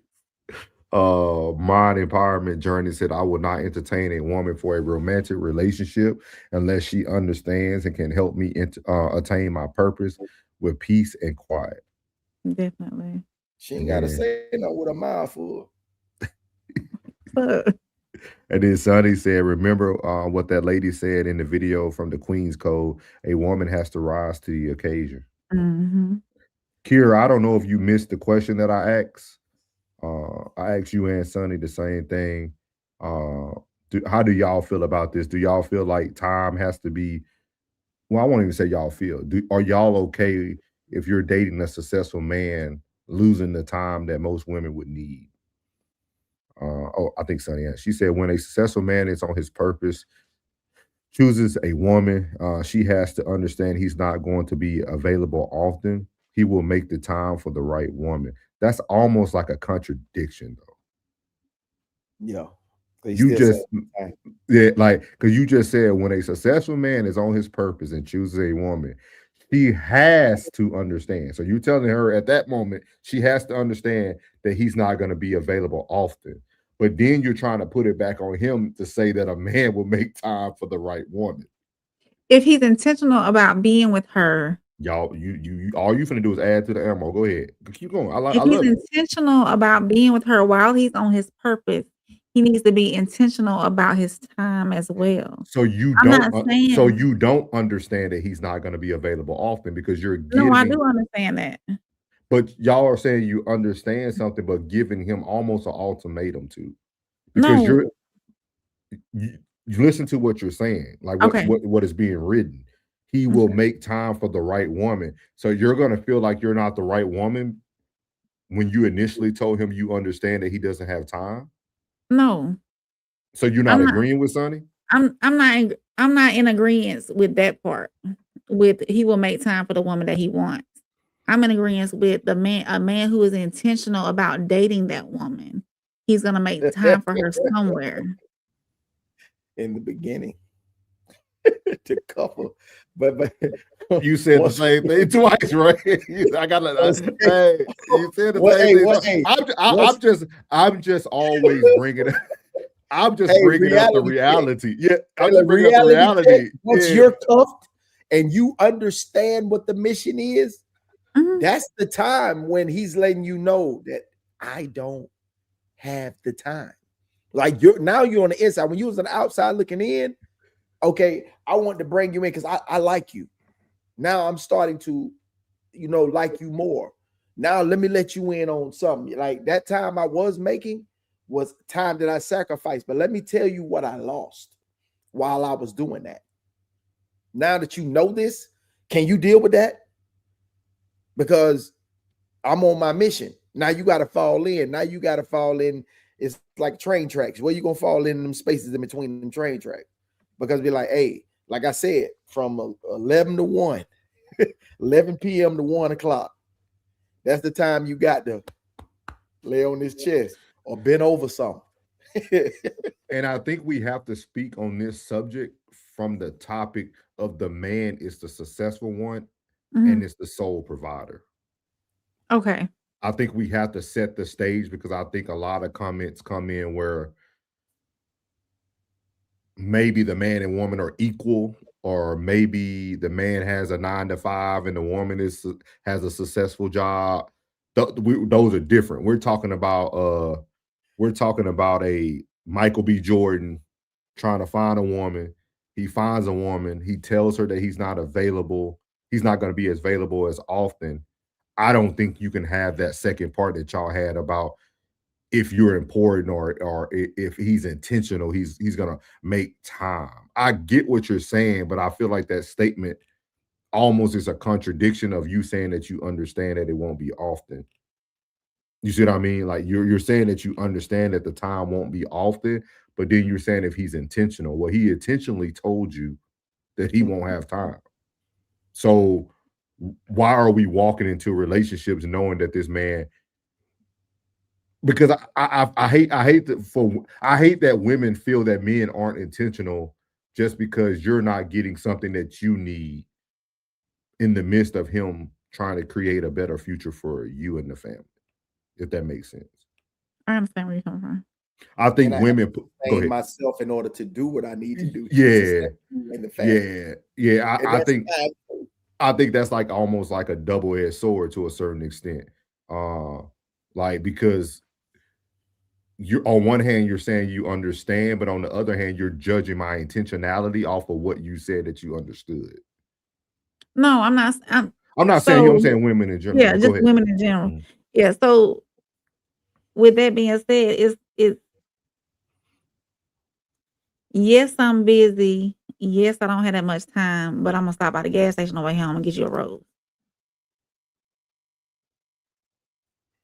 How long does that stopping by the gas station last for you to you? That's not enough.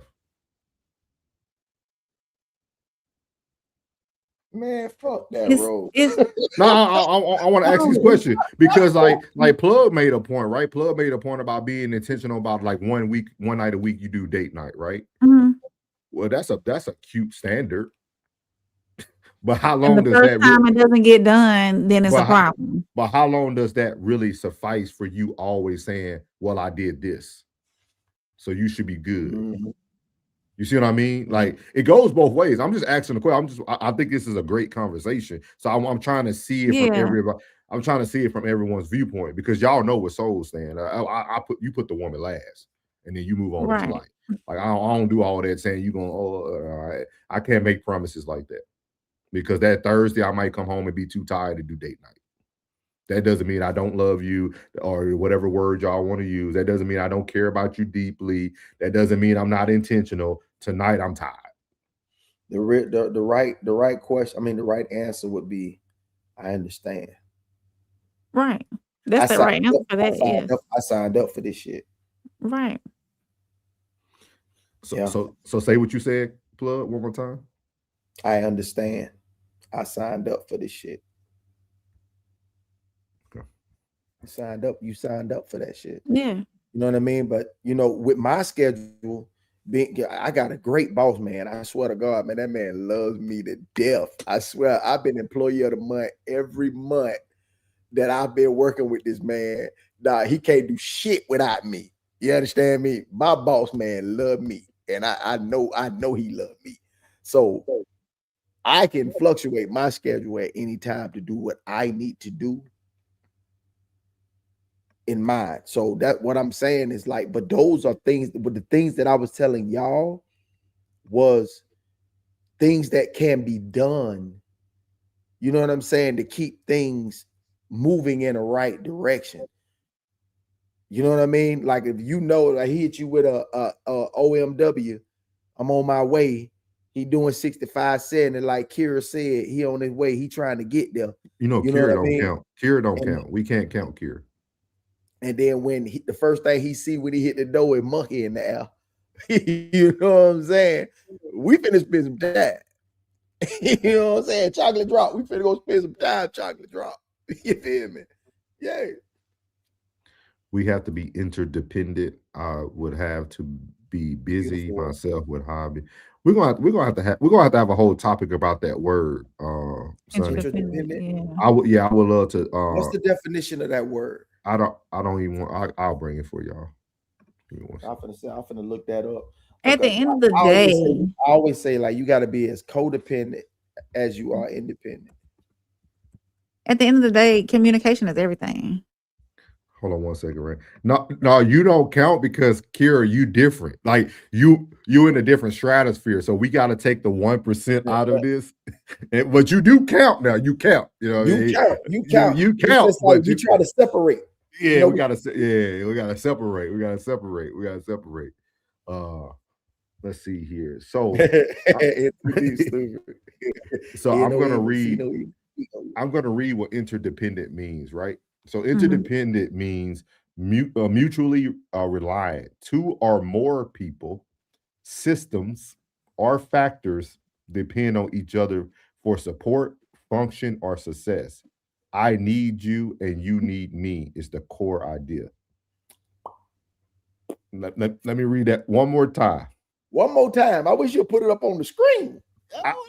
I wanted to say this because I thought it would be a great show to have with, but I'll put it up here for y'all. Because I heard that word. Honey, you're coming to the front of the congregation peanut gallery. I heard this used multiple times on the Queen's Code, and I'm big about like how people are using words. There you go. He did it. You did it right. I have to say that, but you are.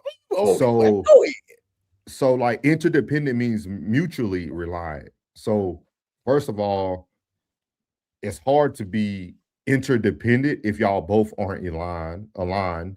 But it also says two or more people, systems, or factors depend on each other to support, function, or success. It says the core idea, I need you, you need me. I think the core idea is where interdependent can get a little shaky. Let me read the core idea one more time. I know y'all can see it, but it says, I need you and you need me. And it's also, go ahead. Let's go down to the next one. Say in different contexts, relationships, a healthy relationship is often interdependent. Because they have the core idea. Yeah. So can we say that interdependent relationships are often based off the 50-50 scale? I feel that interdependent is probably why we don't have a lot of marriages. Hypothetically, Plug can survive for himself. He doesn't need any.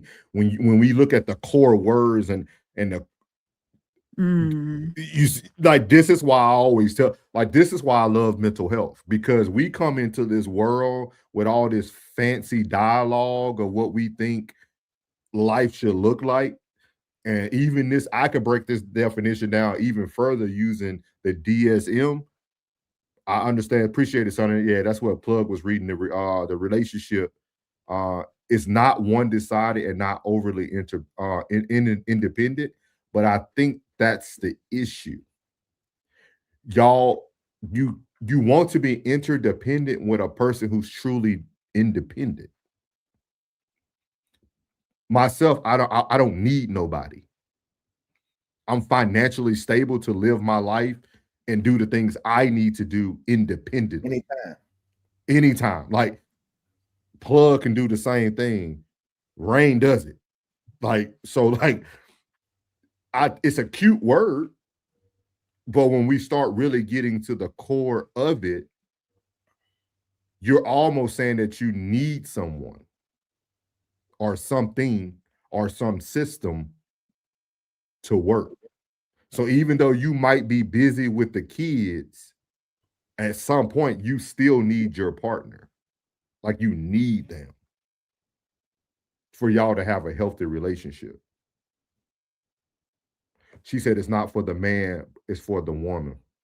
Mm-hmm. Okay, we can separate it. We can separate it. It kind of defeats the definition at that point, because if it's for the woman and not the man, you don't have the two or more people. But Miles said it though. He said this is for the 100%. Yeah.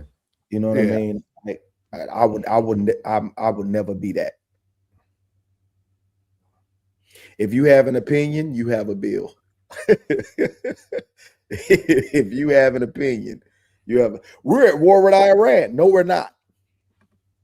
I think it's I think it's a great conversation though, Sonny. That's why I love our chat, man. We have one of the best chats in the game, the war room, because we have to break down these things. We asked for more ladies in the beginning, and we got them finally. Thank y'all. Thank you, Sonny. Thank you, Kira. Thank you, Nate. Remember when we asked more women in this chat? And guess what? It was solely male dominated. So I appreciate y'all coming in and being open with your opinions and your perspectives. We love y'all. It helped me out a lot. They went in on me so hard. We got Bambino, but we ain't got Nelly. It's like they alternate. Sonny, you would almost need a man that is okay with the word partnership. But that's what Sonny speaks on all the time. Essentially, that's what I'm saying. Like partnership. I'm not that's debating. What I get. That's what I get. And no shade, Sonny. I'm just saying that's what when you do speak or have spoken on a Queen's panel and on classics panels and whatnot, that's what I hear mostly is partnership. From what I hear the same thing. I hear the same thing from you though, Ray. Yeah, most women want partnership. Because you always say you always tell them on the Queen Coast, no, I want a man, I need a man. Yeah, I do. So technically, women who want to be interdependent need to look for partnerships. I don't necessarily want to be interdependent. I want to be a dependent. I want to be solely dependent on protection, provision, and all that. I would love to be a stay-at-home mother, taking care of full-time, taking care of the household. Man, please. No, you need to stay working because you could hold. Because if you holding it down by yourself, everything that he bring in, y'all building immediately. You understand? Like y'all building immediately. Yeah, but and no, it takes the load off of the BS that you do have to do. Yeah, and that is compensated by the revenue in which he brings. You know what I'm saying? Yeah. If I can have a little side business that didn't take no time, it would be different. Body slammed in the game. I know. You don't even know it. Your body slammed. No, I know it. You body slammed, and if you find the right one, perfect. I'm telling you, instantaneously build them because you're holding down your entire fort by yourself. Yeah. So when someone else comes in, now you're in the position where a lot of the things that someone would bring, you've been through so much that it wouldn't even bother you. So when people talk about those red flags, you're like, I ain't worried about that shit because he's making my life a hell of a lot easier than what it was when I was doing all this shit by myself. Body slammed in the game. Like I think, and Sonny, tomorrow we'll bring this up because we're gonna have to do a shift on Life Soundtrack because we're trying to find a way to better utilize this with us, not because it's literally destroying the whole video on YouTube and on Facebook. So we're gonna try to we're gonna still bring y'all content like we do every Wednesday. So might bring this up tomorrow with some more topics and do like an open panel where y'all can come up and give y'all opinions about it. Because I think it's a great conversation. Absolutely. But I also think that once you read those definitions, it speaks louder to the room of why we have less marriages. Because like Plug made a great point with Rain, right? He was saying, no, keep what you got. But what Rain is currently doing will always allow her that little inkling that she can move on without that person. I think sometimes independent gives you a little more leeway to leave things that you normally wouldn't leave. So being interdependent will keep people more locked in because we both are on mutual needs from each other. Mhm. And I need you. Like, if you left tomorrow, I can't do X, Y, and Z no more. But I think that's why we don't have a lot of marriages anymore, because a lot of women now, like you said, are body slammed in the game, right? So they come in already with their own money, their own career. Then they find somebody like Plug who has his own career, his own entrepreneurship, his own thing. But then y'all come together. It takes a lot to keep those two people together if they don't use their independency, if that's even a word, to allow them to leave more quickly. It's a wonderful balance of strength and power. Yeah. You know like, what for I mean? instance, my mom and dad, my mom and dad was that way, right? Y'all heard my dad when he spoke. Every time my mom had one of us, she had 4 kids. So every time she had a child, my dad made her stop working. She had to take care of that child until they were 5 years old and got to pre-K. So that's a great example of interdependent, right? Because at one point, no, that's not even a good example, because technically my dad was able to take care of the family by himself if she was working. So like, that's not even working or not. You know what I'm saying? But it's a fine balance of strength and power, bro. Like, not being dominant, but not domineering. You know what I'm saying? It's like, it's a fine balance, but it has to be. See, no one tries to find their person. No one tries to find their person. You know what I mean? They're not finding their person that fits that mold, that makes you a better human. You know what I'm saying? That makes you want to be better. That makes you want to take care of them. The woman coming in and like wanting to take care of that man, and the man coming in wanting to take care of that woman. If that's why I say the 100% is fucking stupid, because if it's 50-50, it's always going to be a bigger load for the man anyway. It's always, he's always going to take care of more, because his dominance, not domineering, is going to allow, it's going to make him want to say, nah, it's 50-50, but it's at a different capacity. It's like, man, I'm still taking care. This the house I provide for you, that you make a home.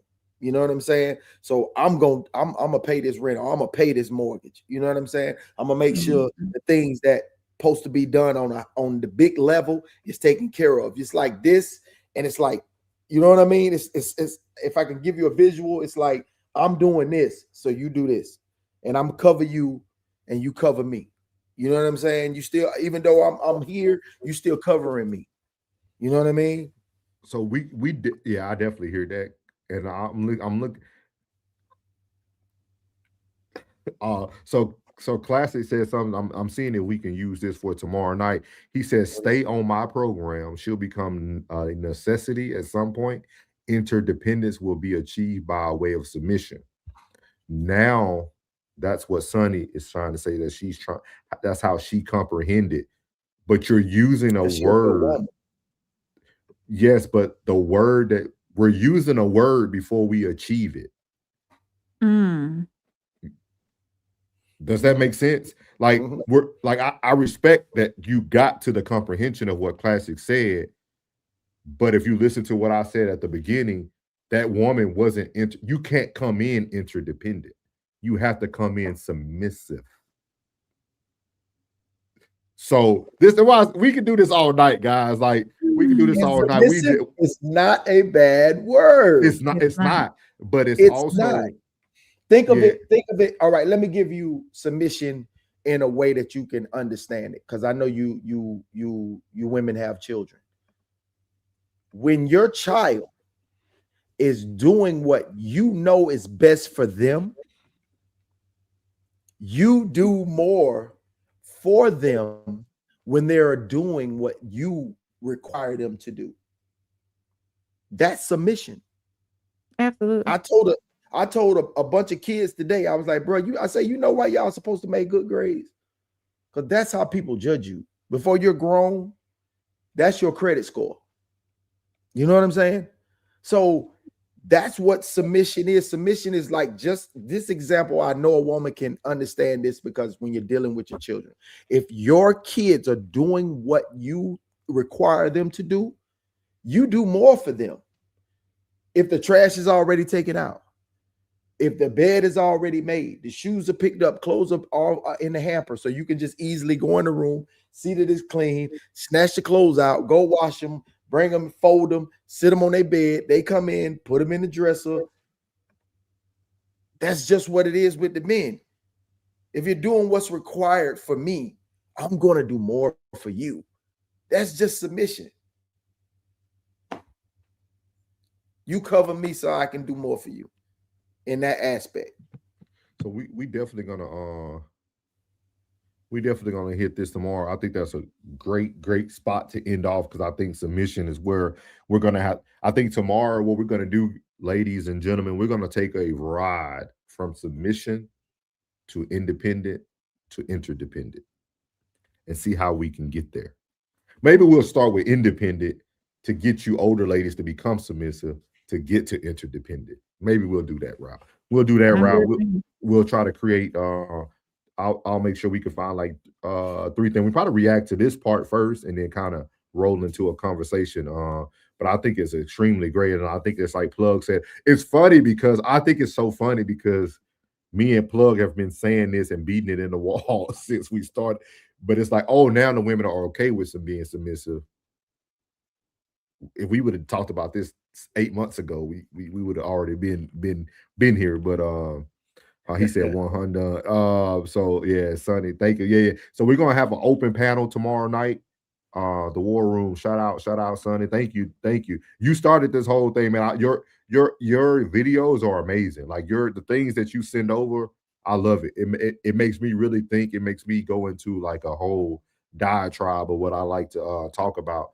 But I also love words. I love things that I learned through just therapy and stuff like that. So super cool, man. Super cool. But we're gonna have an open panel tomorrow night on Wednesday night here at No Middleman. Plug, definitely come up. I know usually you sometimes come up on Light Soundtrack. So if you can make it on your schedule, we'll be up for a while. So let me know how it worked for you. Yeah, that's my light day. You know. Okay. That's my light day. I might try purposely. Okay. Purposely, because so I can make it comfortably into my weekend. She said we are kindred spirits. Yeah. I love it. I love the conversation. Like it's super dope. So yeah, tomorrow we're gonna take y'all on a ride of interdependence, independence, and submission. We're gonna talk about the two. We're gonna talk about it. We're not gonna argue. We're not gonna debate. We're gonna do almost like a soft Queen's code. Like whoever want to speak, we're gonna hear your opinion. We'll try to hear it out, dissect it a little bit. But I love to hear everybody's perspective on this. Shout out to Kira too. She said like she wish her husband would come up. He's super solid. Yeah. We need more men, man, like ourselves. Classic, Plug, Ted. I think it'll make even for a better conversation. Classic does have a men's minute coming up. So yeah, I want that to go down. And hey man, if y'all can convince y'all counterparts to come up, that would be awesome. That would be awesome if y'all can get y'all counterparts to come up, because I would love to hear, their perspective. You know what I'm saying? Unfiltered. Yeah.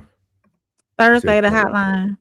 Yep, Thursday, the hotline. And as promised, tomorrow I will have Rain's teaser. So y'all look out for that. She's going to have an amazing show. It's going to be super, super dope. She will be throwing out a question of the night, and it'll take its own form on itself. It'll be organic conversation.